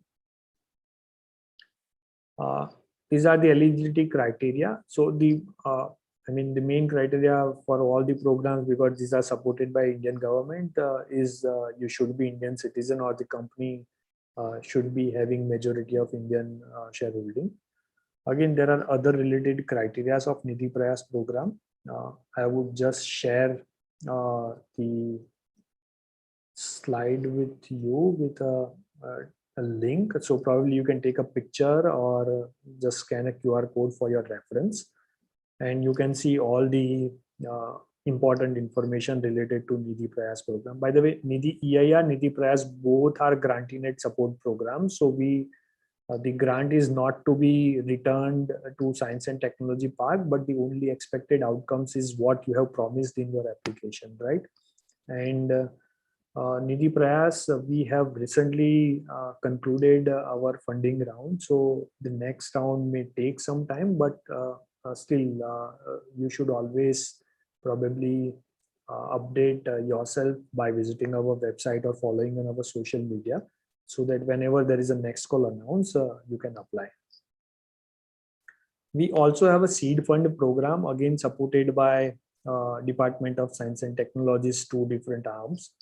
The fund, when we talk about seed fund, this is generally for startups who are at slightly advanced stage and not at very primary level. This is a kind of business development fund, and we invest up to 1 crore rupees in the companies that we found very suitable. These funds can be against either equity or debt. So when I say equity, that is shares. So you can allot shares in your company and avail this fund, or you can take this funding as a loan. So our loan generally comes at a lower interest rate than the banks does. So this is kind of soft loan that startup can be benefited, right? And again, this comes with a lot of support that Science and Technology Park brings, because when we invest, we also want to maximize our investment. The only motive is, by the way, this is a rolling fund. So whatever we invest, so let's say we invest in an X company, we get probably against 1 crore, we get let's say 3 crore rupees, right? So this money is not for Science and Technology Park's use, right? So whatever profit that we earn from our investment again goes to support more startups. So let's say from 1 crore we could support one startup. So from 3 crores we can support 3 startups. Is the objective behind having this rolling fund. We also have accelerator program where we support startups to accelerate. So this is again for high targeting high growth. So we support startups with their probably understanding of their own business, their own financial model, marketing model, and we also connect them with the startup so that not startups, startup founders or funders, or the institutional mechanisms like venture capital or angels, or let's say in fact banks, so that these startups grow very rapidly, right? So the main objective for this startup is not to receive funding support from Science and Technology Park, but probably because Science and Technology Park has limited fund, let's say some startup wants to have 15 crores, 20 crores, 50 crores kind investment. So Science and Technology Park does not have that capabilities to invest directly, but we definitely have connects, and we help this startup to probably pitch to such sort of investors so that they can raise higher amount of funding, as well as they go on that projected part of achieving the higher growth, right? These are some of the training programs that I talked about very initially. So we conduct 3 days camp with students. We conduct slightly longer duration programs for prospective entrepreneurs, and we also conduct faculty development programs for creating that resource pool for the probably students, innovators that come forward in institutes like YCIS, right? All these activities, in fact, we have conducted in YCIS in the past. These are some of the startups that we have supported over a period of time. This is just to give you a fair amount of idea. By the way, we must have supported thousands of startups, innovators. Why the number looks very small is these are the formal tie-ups that we have done. So with this many startups, we have formally incubated them, and we have done some sort of documentation like entering into an agreement with certain terms and conditions, right? But apart from that, through a lot of talk shows, lot of webinars, lot of probably co-working spaces that we have offered, we must have supported thousands of entrepreneurs in the past, right? Science and Technology Park, again, we as an institute and all individuals working here generally do not talk about the awards, achievements that Science and Technology Park has achieved, but this is just a glimpse of it. We have been recognized as one of the best incubators in the Asian region in the past, right? So with that, thank you very much. I would again say, I see most of the people here would be very good probably candidates for the EIR program that we have opened, for call of applications. And if you have something which is very exciting for you, as well as you think that this will excite us as well, I would request you to apply under the program and get benefited. Thank you very much. Thank you again. Over to you, Gaurav and Payal. Thank you very much, sir, for sharing your views about startup entrepreneurship, again, its support and opportunity. Now we are moving towards our panel discussion session. So I request all the participants to drop your query or question related to this in the chat box, so we can ask directly to them. Yes, if you are having any query, just raise your hand or drop your queries or questions in the chat box. So participant, please raise your question now.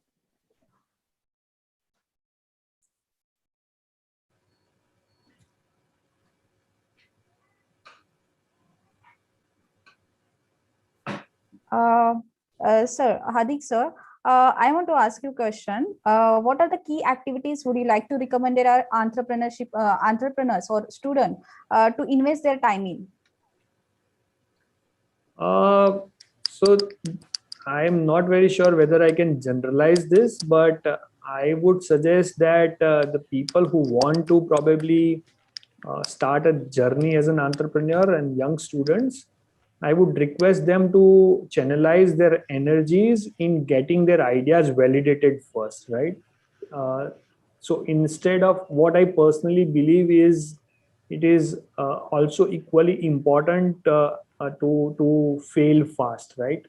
So if your idea is not probably very exciting in terms of getting the market traction, it is better to fail fast, right? Instead of sticking to your idea for a very long time, investing, let's say 3, 4, 5 years of your important, young life, it would be very beneficial if we understand fast that our idea is not suitable probably, and we can move on to another thing, right? So I would suggest, if you want to be in this space, probably getting your idea validated is very important in early stage. Okay, Hello. thanks, sir. Sir. Okay. Yes. I have one question. This question is to Sido sir. Hello, Sido sir. Yes. Please go ahead. Sir, in your presentation, you have suggested so many startups and the types of the startups. One of them is that education and skilling. In our institute, sir, we are giving skill training to the so many students, and we are conducting around 76 skill courses, as well as we are already teaching and giving the training to the students. Can we apply to Innovation Society as a startup? Startup is for the education and skilling, because we are already teaching the courses and giving the training to so many courses and the skills. As an institute, can we apply for that? So Jadhav sir, I was mentioning that there are, startups in different sectors. So, Yes. When I was, trying to touch base with that, the point is like, as I was describing earlier, right? I mean, institutes do play a role in educating, skilling, there are farmers who are working in the agri sector. Startups basically are companies, organizations who work in these fields with innovative solutions and create some model around it. Like if you look at in education space, there are a lot of startups now. For example, Byju's, as Hardik was rightly mentioning, Yes. that if you look at the edtech space, there are startups in, for example, an academy is a startup. What are they doing? They are actually changing the entire education space and trying to, teach people with the new age technology and things like that. So coming to your question, colleges and institutes, play a role in creating such companies, rather than applying. So our initiatives and schemes are for people who are in the startup domain. So I would say institutes won't come in the startup definition, because as I mentioned, startups are more of organizations, companies which have to be either private limited, for profit, or private limited, LLP, or partnership firms having unique technologies in it which is serving a specific problem. My question is that this is one of the non-grant department, and we are inviting to the so many people from the industry and the expertise, and we have created a forum of the just expert team we have created, and we are giving the money to such fellows and the experts. So my question is that can that department, which is a non-grant department, unaided department, can that department register as a startup? So that's what I'm trying. They won't be able to register as a startup, sir.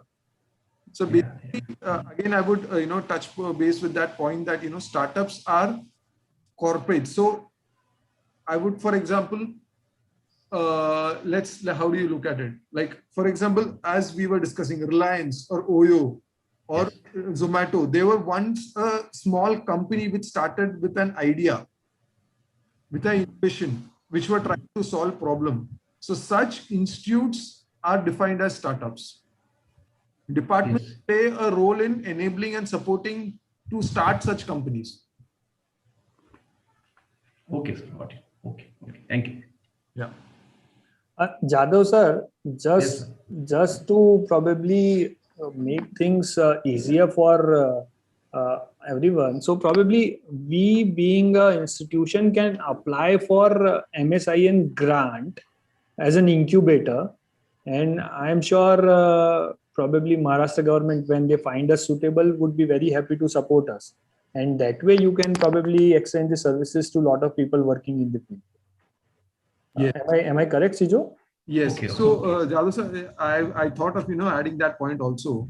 So we did mention in our presentation in Hardik as well, did mention about, what are the enablers who support these startups? Okay. So the main enablers for supporting an early stage startup is an incubator, and what does incubator do is support them with all kind of services, which we just told, like mentoring support, giving them some technical assistance, giving them some legal assistance. So this activity that specific department can do, and they can publish themselves as an incubator. They can form an incubation center of their own, and Yes. then they can apply for grants from us, from the center, and things like that. So MSINS currently is supporting almost 17 incubation center, and a lot of them are from institutes and universities. And once those people come up to us, what we require them to do is just put up a separate entity altogether, and we support them for supporting all such activities with financial and capacity building activities. Okay, sir. We have to apply as a incubation. As an exactly. Yes. Okay, thank you, Hardik and Sijo sir.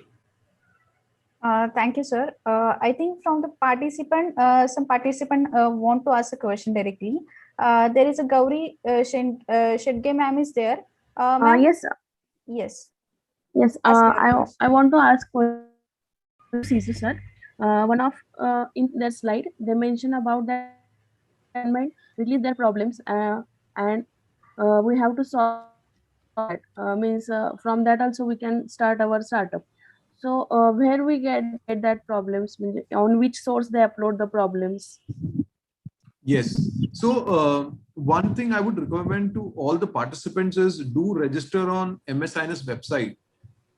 Okay. And through our website, we normally every fortnightly, we send out newsletters to all the ecosystem and people who are registered on our website.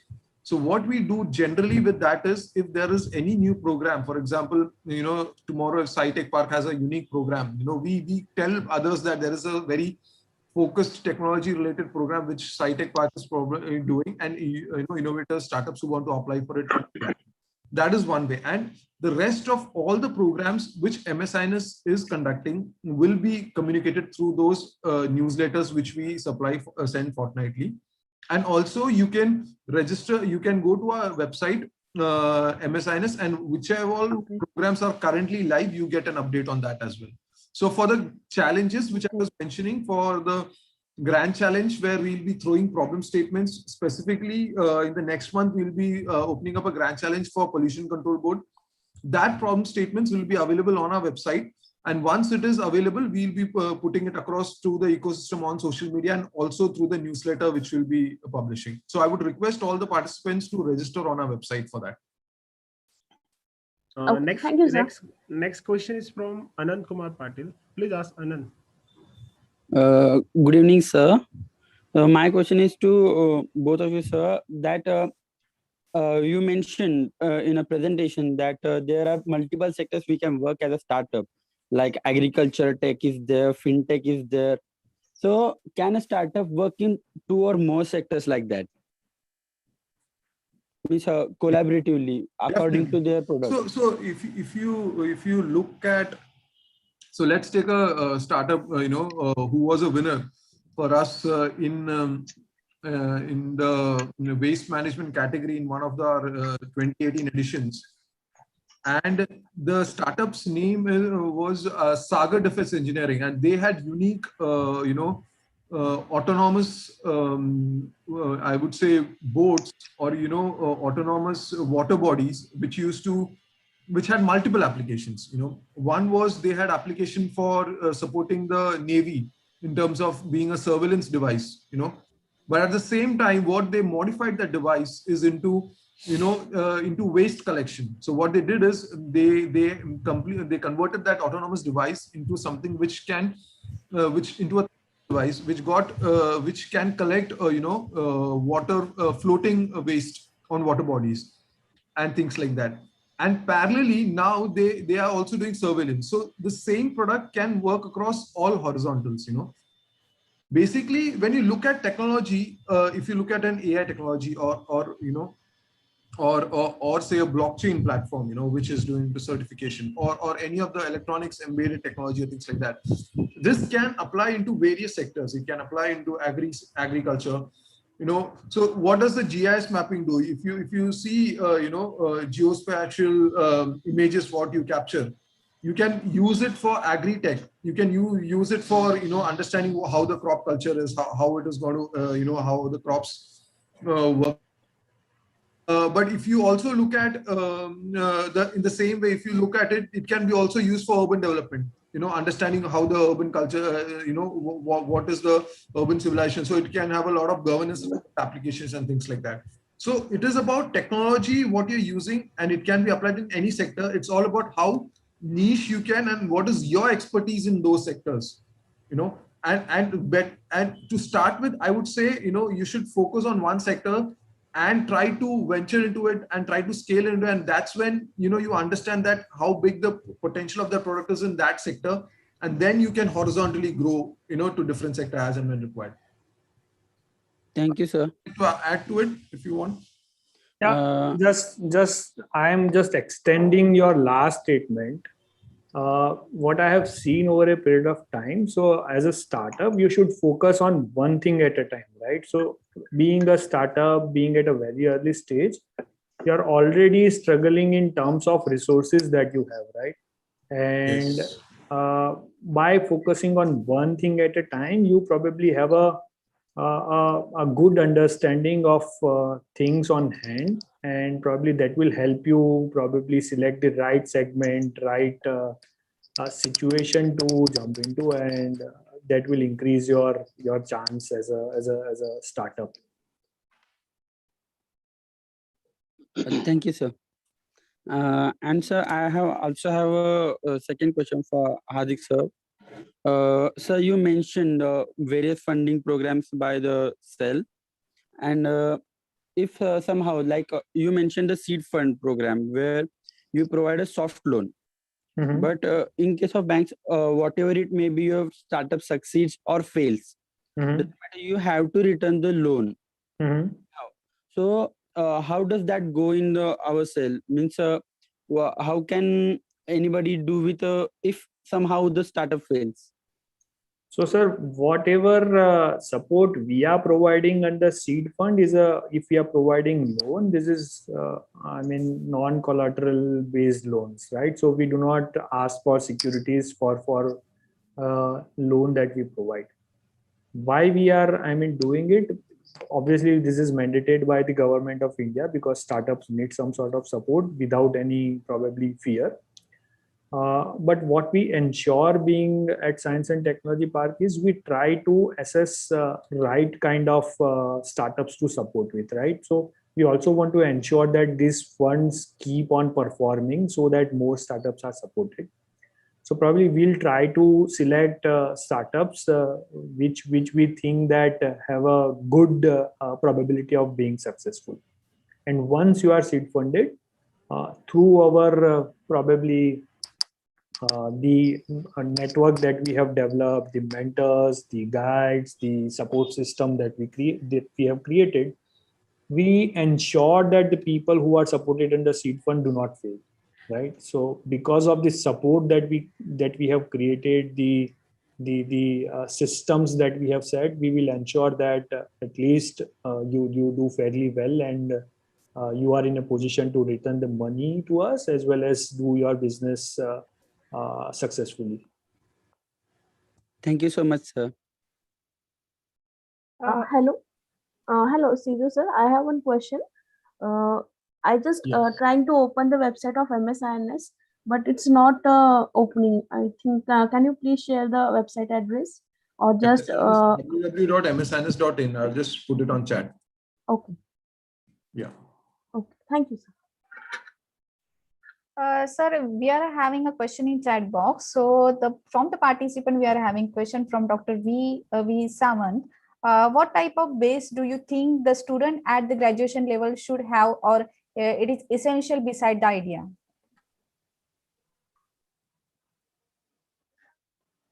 Okay, I'll take this. Dr. Sawant, what I mean personally feel is our education systems are not, in fact, probably helping students to understand the entrepreneurship concepts. So probably at their graduation level, as in facilitators or as their probably professors, their guides, if we can help them at least understand the basic concepts.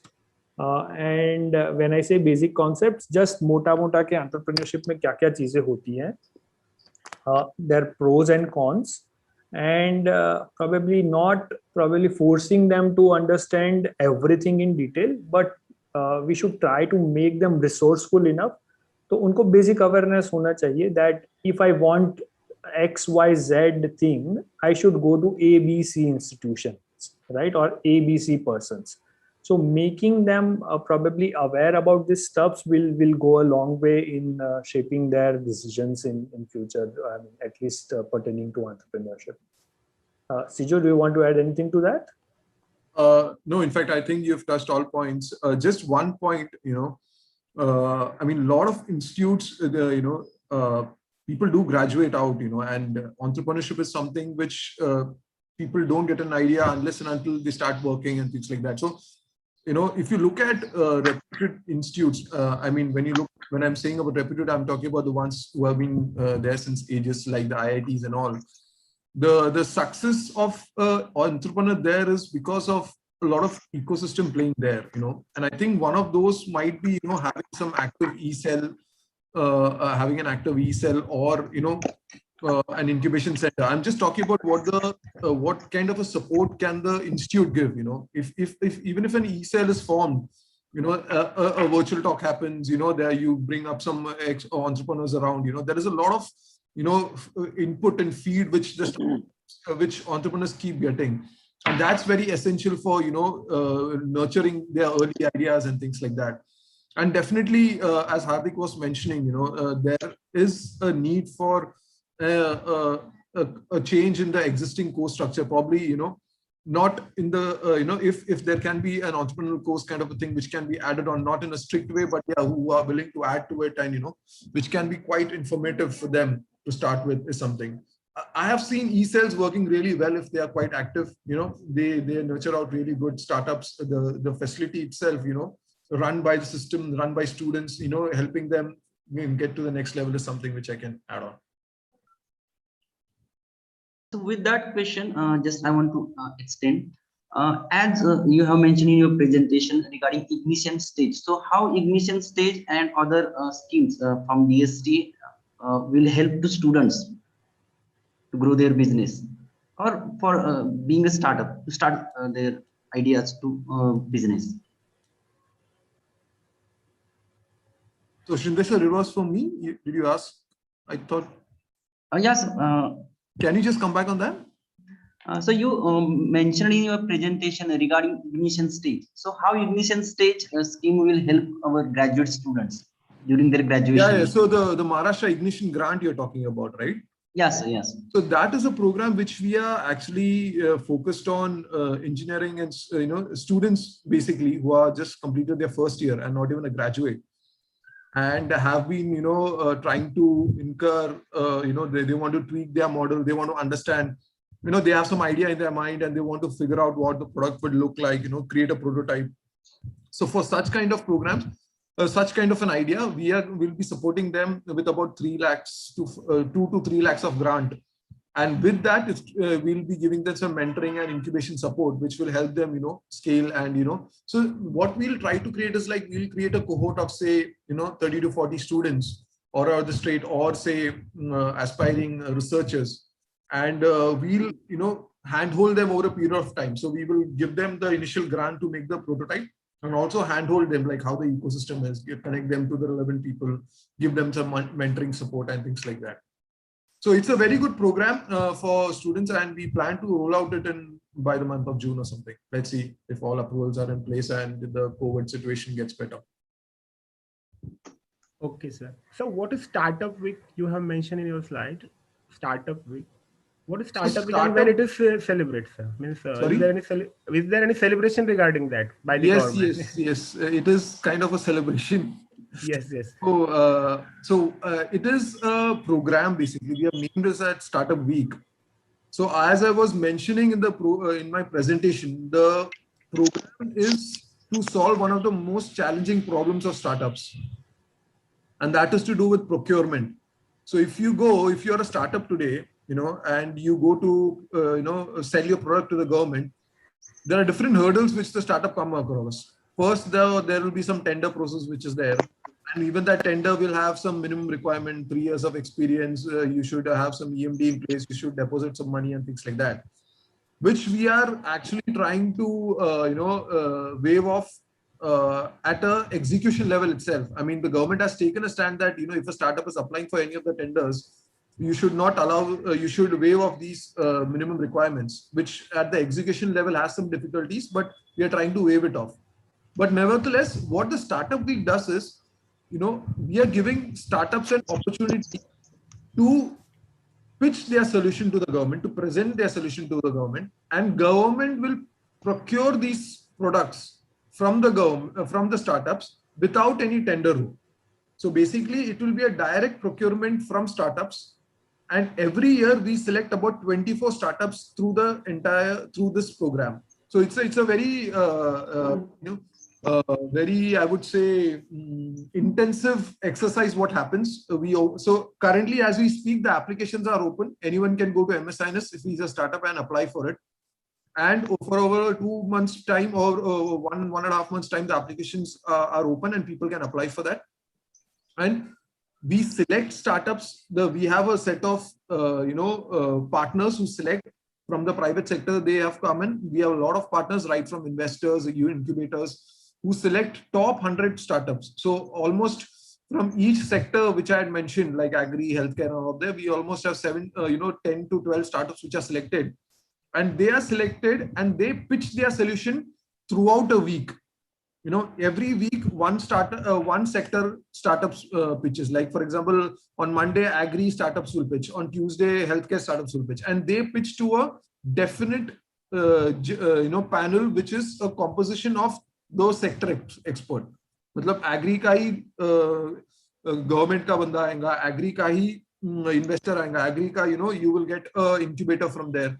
They evaluate the solution and they figure out how innovative is it, how rightly applicable it is for the government, and then they select it. And out of that, 2 to 3 startups from each sector is selected, and overall every year we select 24 startups who get a work order of up to 15 lakhs each every year.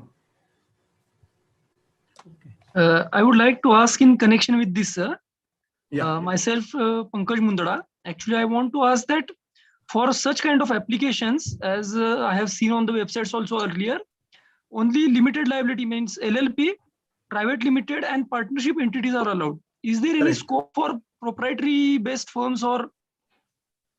So, as I was, I just, in my initial discussion, presentation, I think the point is like, we strictly have been, sticking to the point that, we should have similarity in what the definition of a startup is from the central government side and from the state government side. So our definition goes along with the central government definition that it should be a LLP or a private limited or partnerships firm.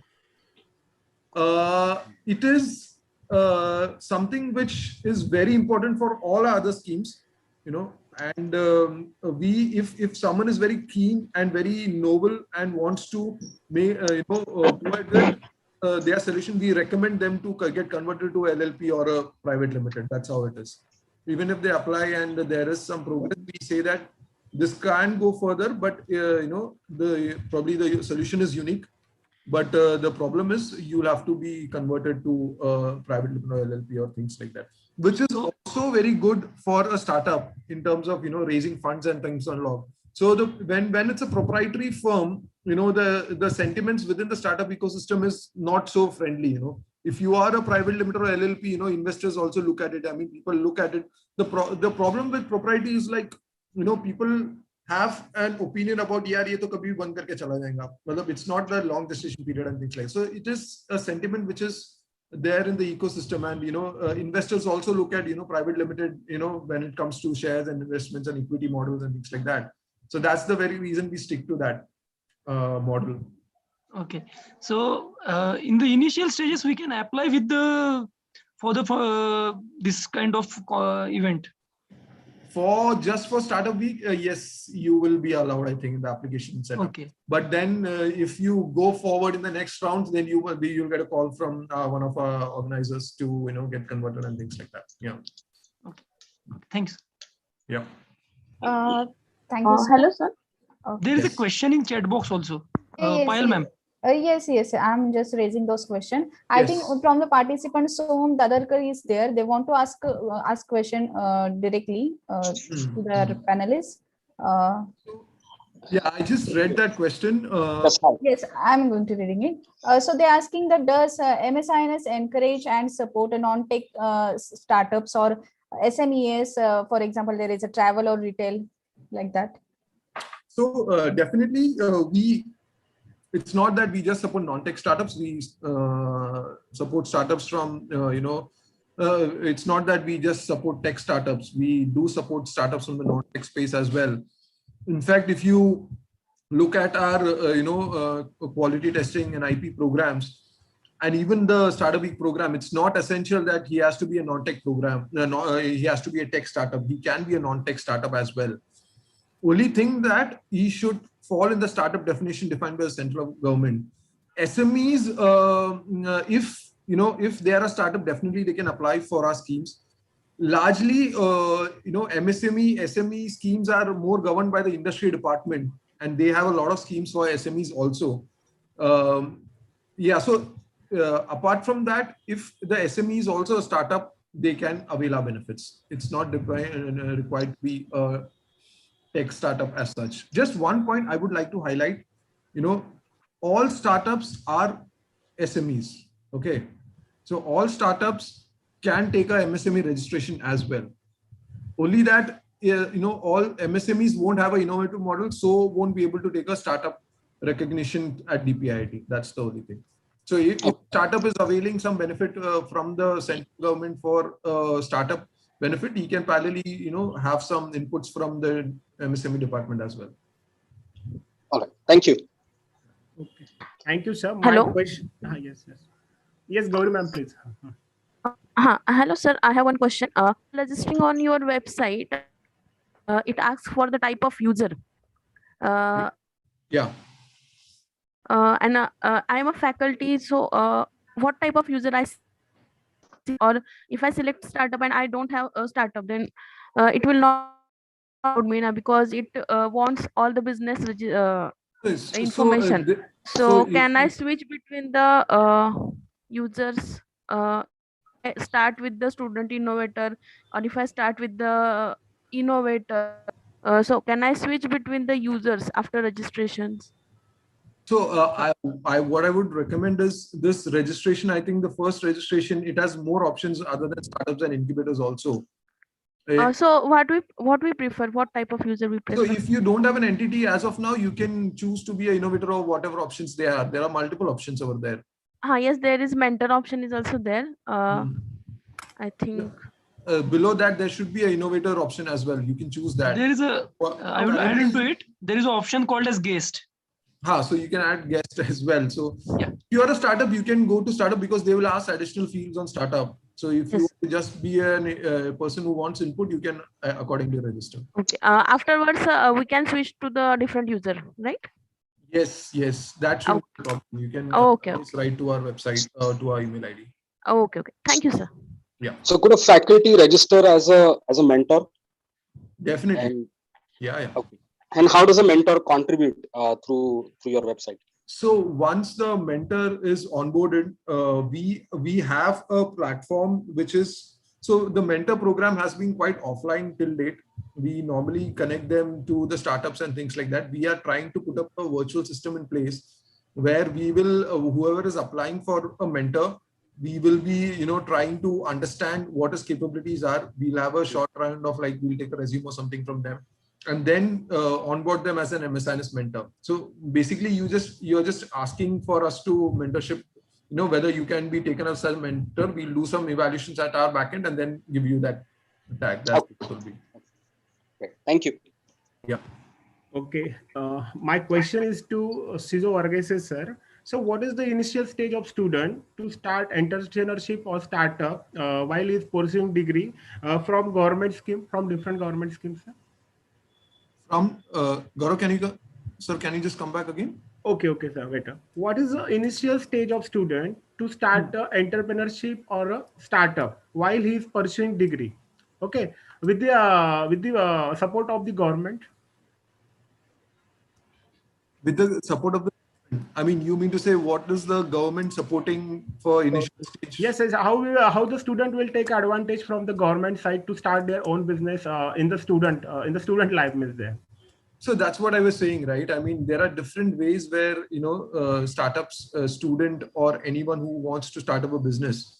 So let's consider the fact that, even if it's a student or a faculty or a guy who's done some work and has an experience at 40, everyone starting at entrepreneurship is always on day one, So there are different schemes for startups, for student-led startups, as Hardik was also mentioning, like there are schemes run by DST. There was a EIR program which is being run for very early stage people who are in, who feel that, I would, he wants to get some stipend in terms of ensuring that, his monthly needs are met and things like that. So there are programs where, you will get such kind of benefits also.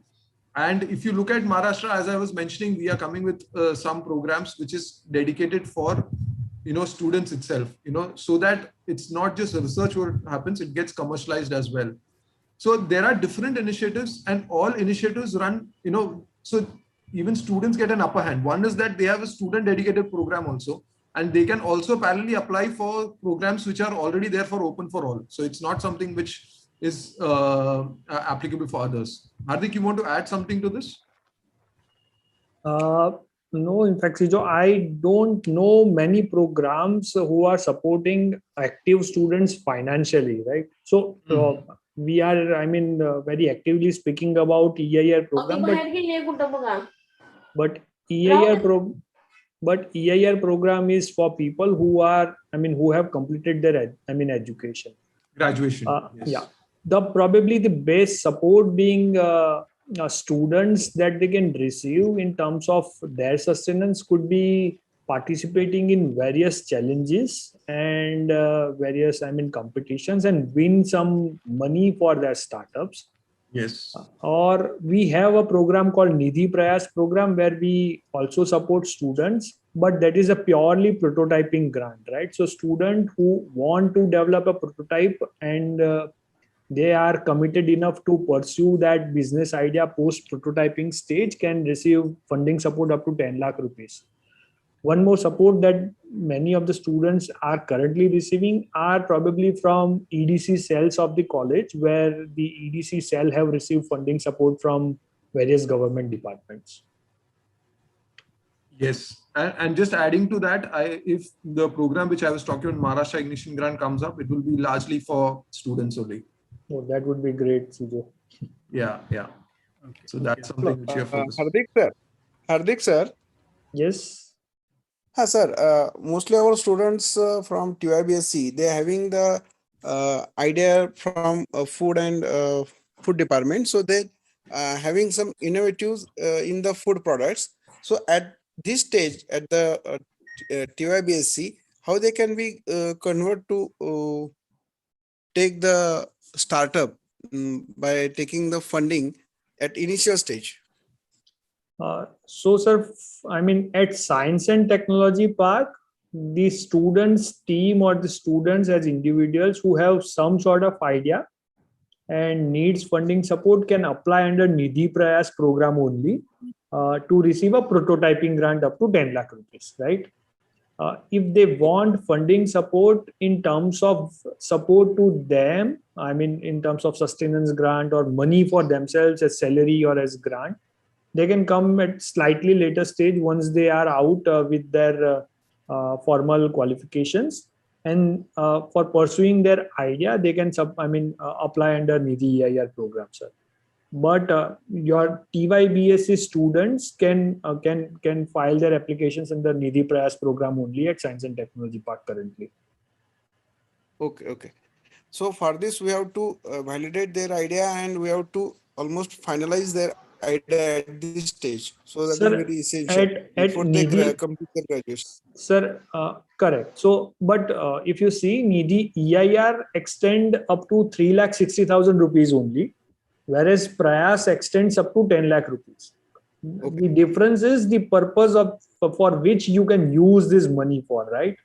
Nidhi EIR is your money. We do not ask anything where you are utilizing this money, and we just ensure that you keep on working on the idea that you have submitted with your application. Whereas if you have received funding support under Nidhi Prayas program, we will keep track of every every rupee that you spent, right? So we will ask where this money has been utilized, give us the invoices, give us your bank account statement, show us the physical development of the prototype that you have submitted as a part of your application. So this is the two basic difference between these two schemes. By the way, both these schemes are granting aid support. Okay. Okay. Thank you, sir. Okay.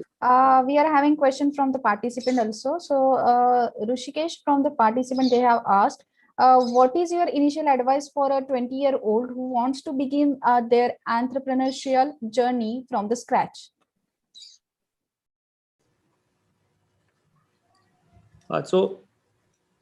Okay, I'll probably go first on this since Sijo's mic is mute.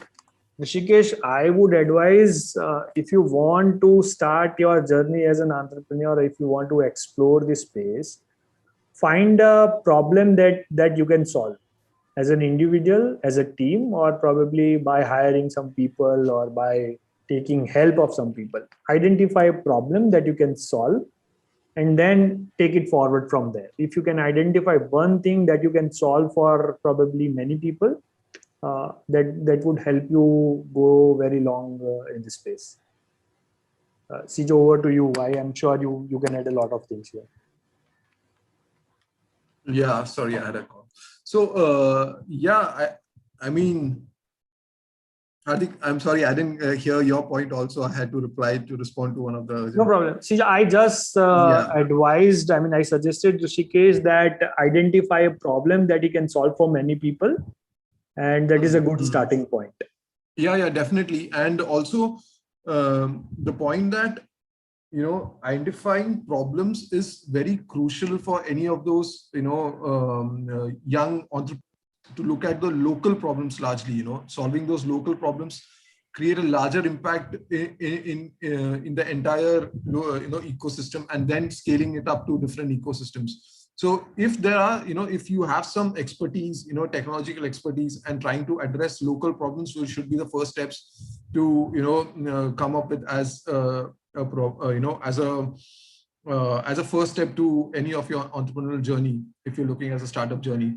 And also this also helps, once you start doing this, when you reach out to different players to identify, to study, validate these problems, what happens is like you create on your own and understand who are the players in this, slowly you understand why I need this input on this. So where should I get it through? So identifying a problem and working around it is the first most, advice I would say, which will be crucial for any of the young entrepreneurs or budding entrepreneurs who are looking for it. In fact, Rishikesh, I have a very interesting example to support the point that I and Sijo are trying to make. One of our past incubatees, he was a fresh graduate from one of the design colleges in Pune. And he came up to us with an idea. In fact, he has identified a problem with, you all know about Indian toilets, right? So Indian toileting style is scientifically very, advisable, but the Indian toilets design is something which is not very, friendly. So if you're using Indian toilets, it creates a lot of joint problems. So people are having pain in knees, in ankles. and he has redesigned with a very little financial support. So he has come to us with a financial support that he was needing of around 1,50,000 rupees. And with that, he has redesigned the Indian toilet pen, which eventually won an award from Indian Prime Minister and UN Secretary. So because he could identify a problem and work around it, he turned it in a very big thing. Definitely, even I just remembered one. There is one in lines with these itself. So there was a young guy who wanted to, dispose of. He had seen this, woman around him always, walking around with sanitary disposal, the disposal pads, which is there. Either putting it in dustbins or women use it and go to a this. A common center for where they can throw it and things like that, incinerator or something of that sort. And he was working around, how do I solve this problem where women don't have to be worried about using this, and then that's how he started a company where he slowly started and researching products and how this can be disposed in the hospital, in the toilet itself and things like that. And then he innovated a lot of time. He made a prototypes. He started making a building on that, and that's how he started a company called as Padcare. And then Padcare Labs is something now which offers solutions where you can throw the sanitary pads within the toilet itself in a Padcare bin, which actually ensures that the smell, the odor doesn't go out, and it is safely kept for over 15 days, which the Padcare officials then come and collect and reuse these Padcare bins, these pads, and make byproducts out of it. So he's made a complete cycle where he's making one problem, the biggest problem, say, of the waste going to the landfills, and the second being women having problem to carry this. So how did he identify that problem? And this year he was awarded as Forbes 30 under 30. And it's just been a 5-year journey where right from BIRAC to all the central government agencies and even MSINS could support him in all possible way in setting up his product and going ahead from a product. So he started with a BIRAC grant and he started making his product there. And then he eventually made I think he got the big grant there where he got 50 lakh support, and then he came to MSINS. He was awarded the Startup Week, and so on and so forth. He got working around and things like that. So that's how the journey is, identifying problems and going ahead with it. Okay, thank you, sir. Connection to that, just I want to ask one question. Yes. Giving solution to local problems from ideation to prototype, there is one need of certification, proof of concept. You have also mentioned about testing and certification. So could our labs in institute, we have some infrastructure in labs, could our labs can be act for certification or can give certification to the solve problems, proof of concept like? Definitely. So let me put it another way, right? So basically, consider a startup who needs to get access to labs. Okay, and your lab has some unique testing facilities, right from some material testing, some physical testing, or some electronic testing modules and things like that. So if a startup comes there and avails those facility, and if you are as of now a BIS or an NABL certified lab, definitely you can promote that, and startups and can come and take those lab, and what they can in turn get is they can reimburse that, the startups can reimburse that money at our website, basically at our institute, where they can get those reimbursements. So basically you can be a partner for us in testing facilities and things like that, where if you're an NABL certified lab, people can come around Satara to test their products at your end. Sir, Sindhi sir, what CISO sir is suggesting that our lab may be certified by the NABL or any other agency. Even though we are the registered institute for or affiliated institute for Shivaji University and any other university, our labs may be certified by special agencies. Yes. Sir, I will just go one step further to what Sijo has suggested. In fact, when you are working as a startup, even before going for that final certification or being to a laboratory which is certified by the authorities, like if you are applying under for Maharashtra government grant, they need certification from an NABL certificate lab.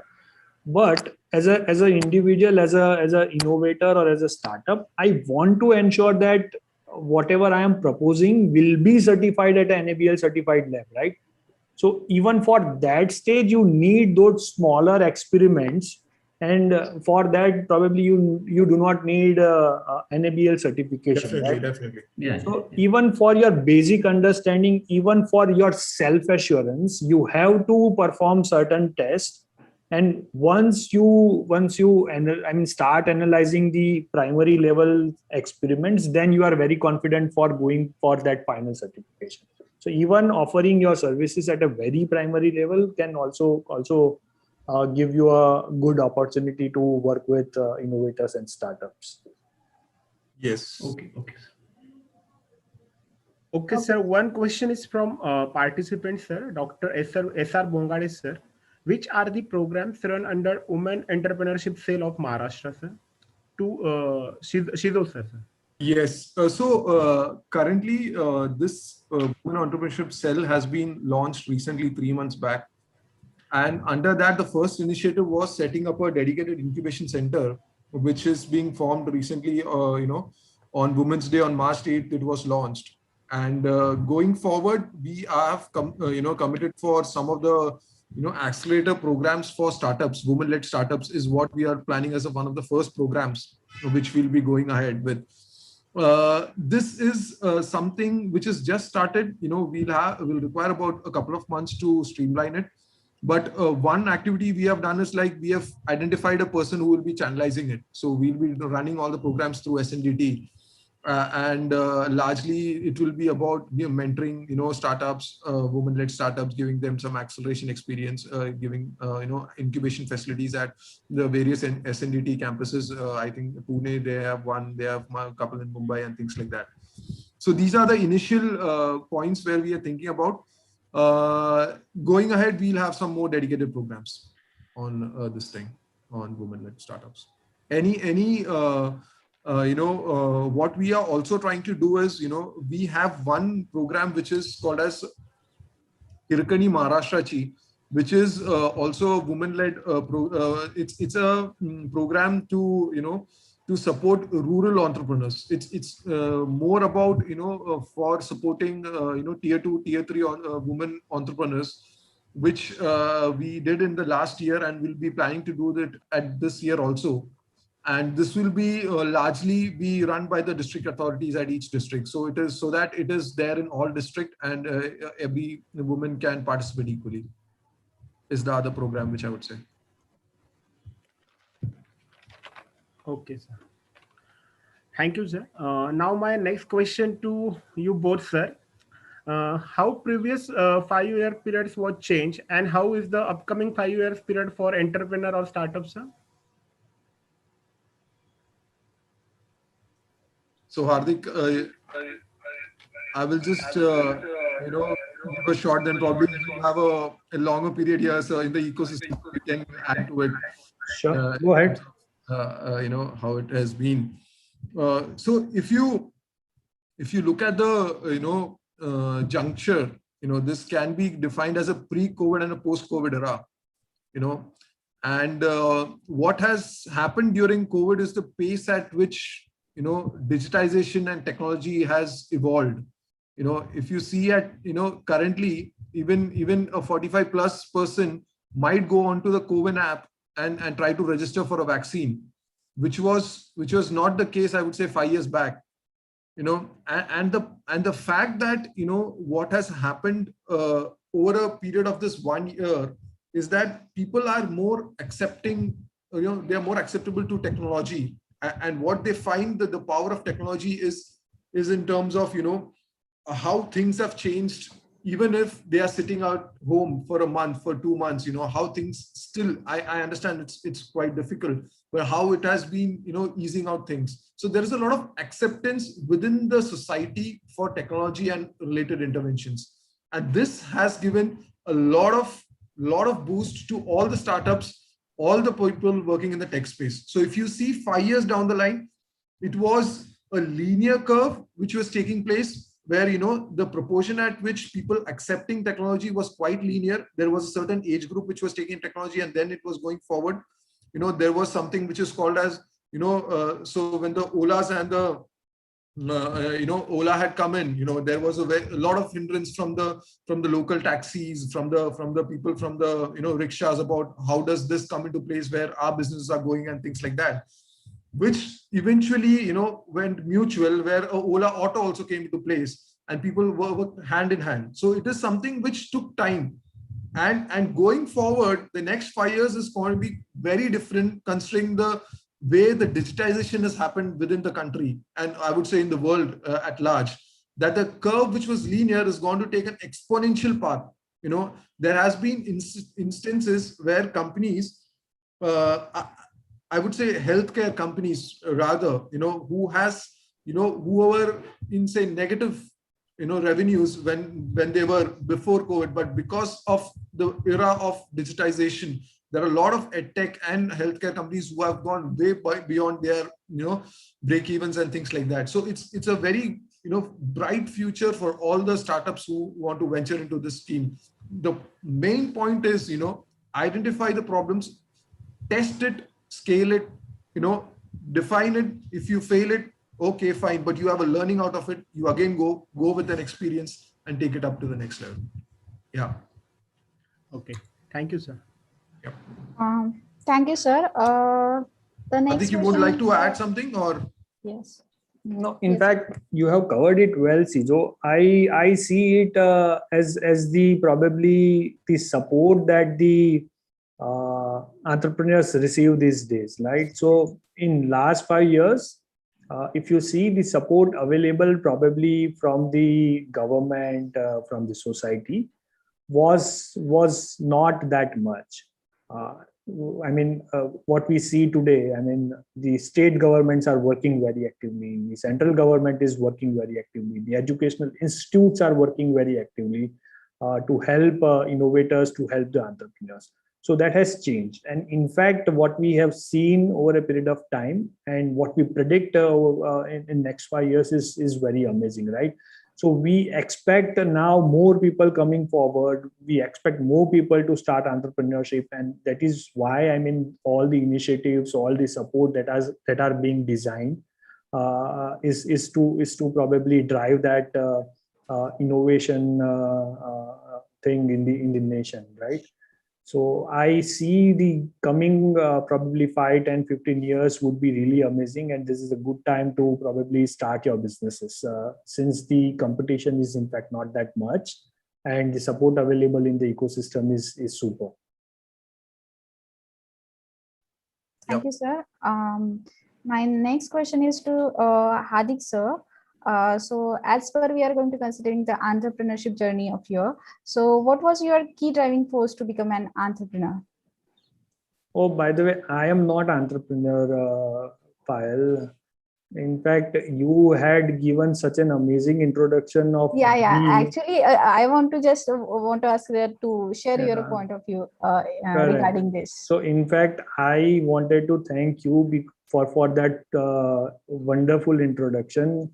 But if you summarize my introduction, from the very beginning, I have been a useless character who has done things which has not been studied in the colleges and the institutions I have been to, right? So I have done engineering. I have not practiced engineering. I have been to a management college and I have not been to MNC. Working for them, earning a lot of money. So I have traditionally, I have a track record that can show that I have studied something else and I have practiced something else. So that way, I don't know how to describe that. Yes, But I have always been passionate about helping people, helping those people who want to start new businesses, right? So that is how I have ended up probably in most of the places that I have been to. And I love doing it. I love seeing people being successful. And I take a great satisfaction in seeing that my little help can probably uh, help other people to succeed, and again create a lot of support for people in society.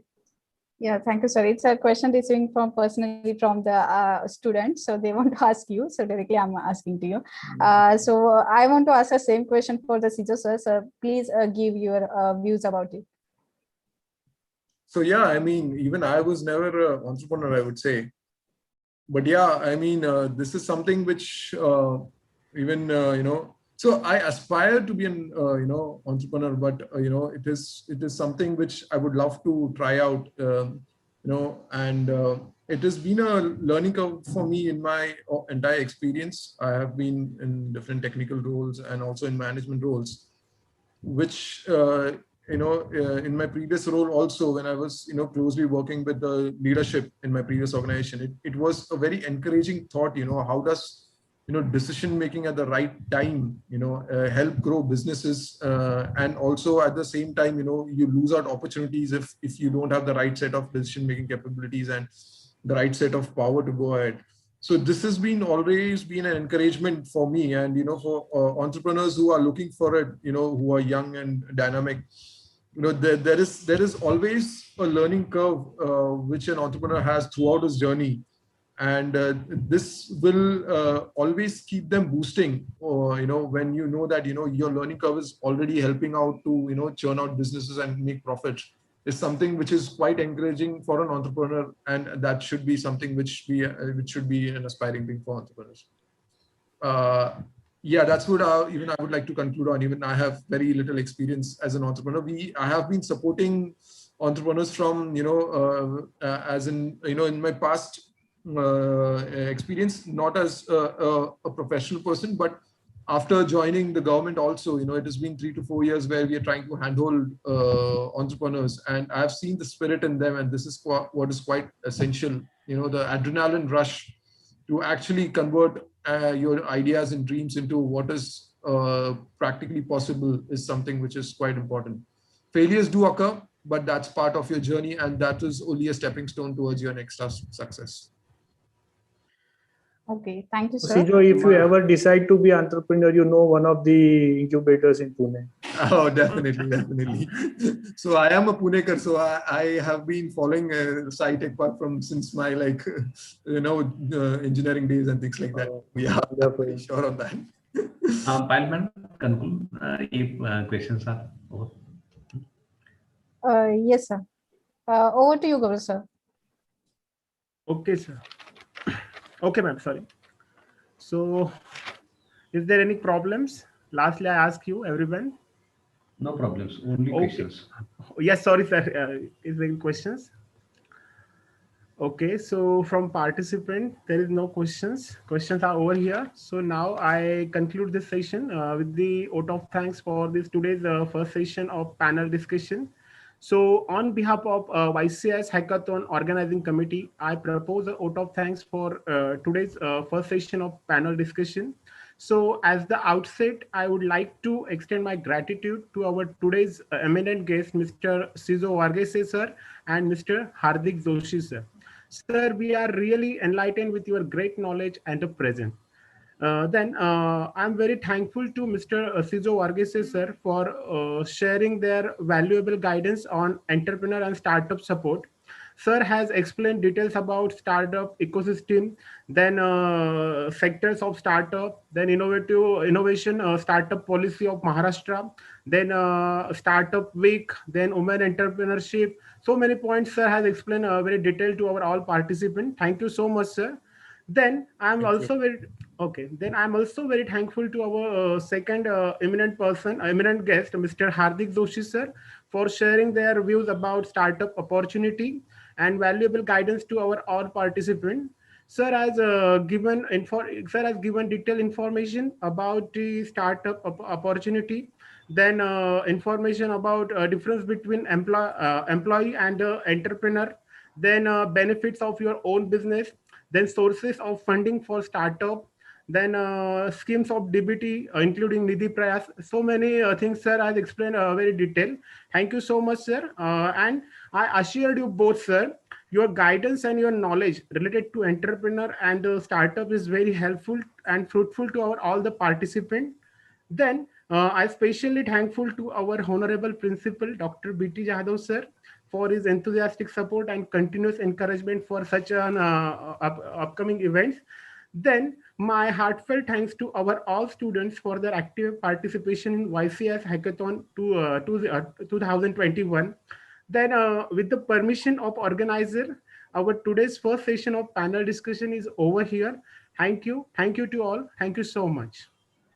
Thank you, Sidhu sir, and thank you, Hardik. Thank you. Thank you, and best wishes to everyone. Thank you and best wishes. Okay, thank you, sir. Okay. Thank you, sir. Thank you, sir. Tomorrow we'll meet at same time 4 p.m. with another panel discussion. Tomorrow topic is drug and vaccine development.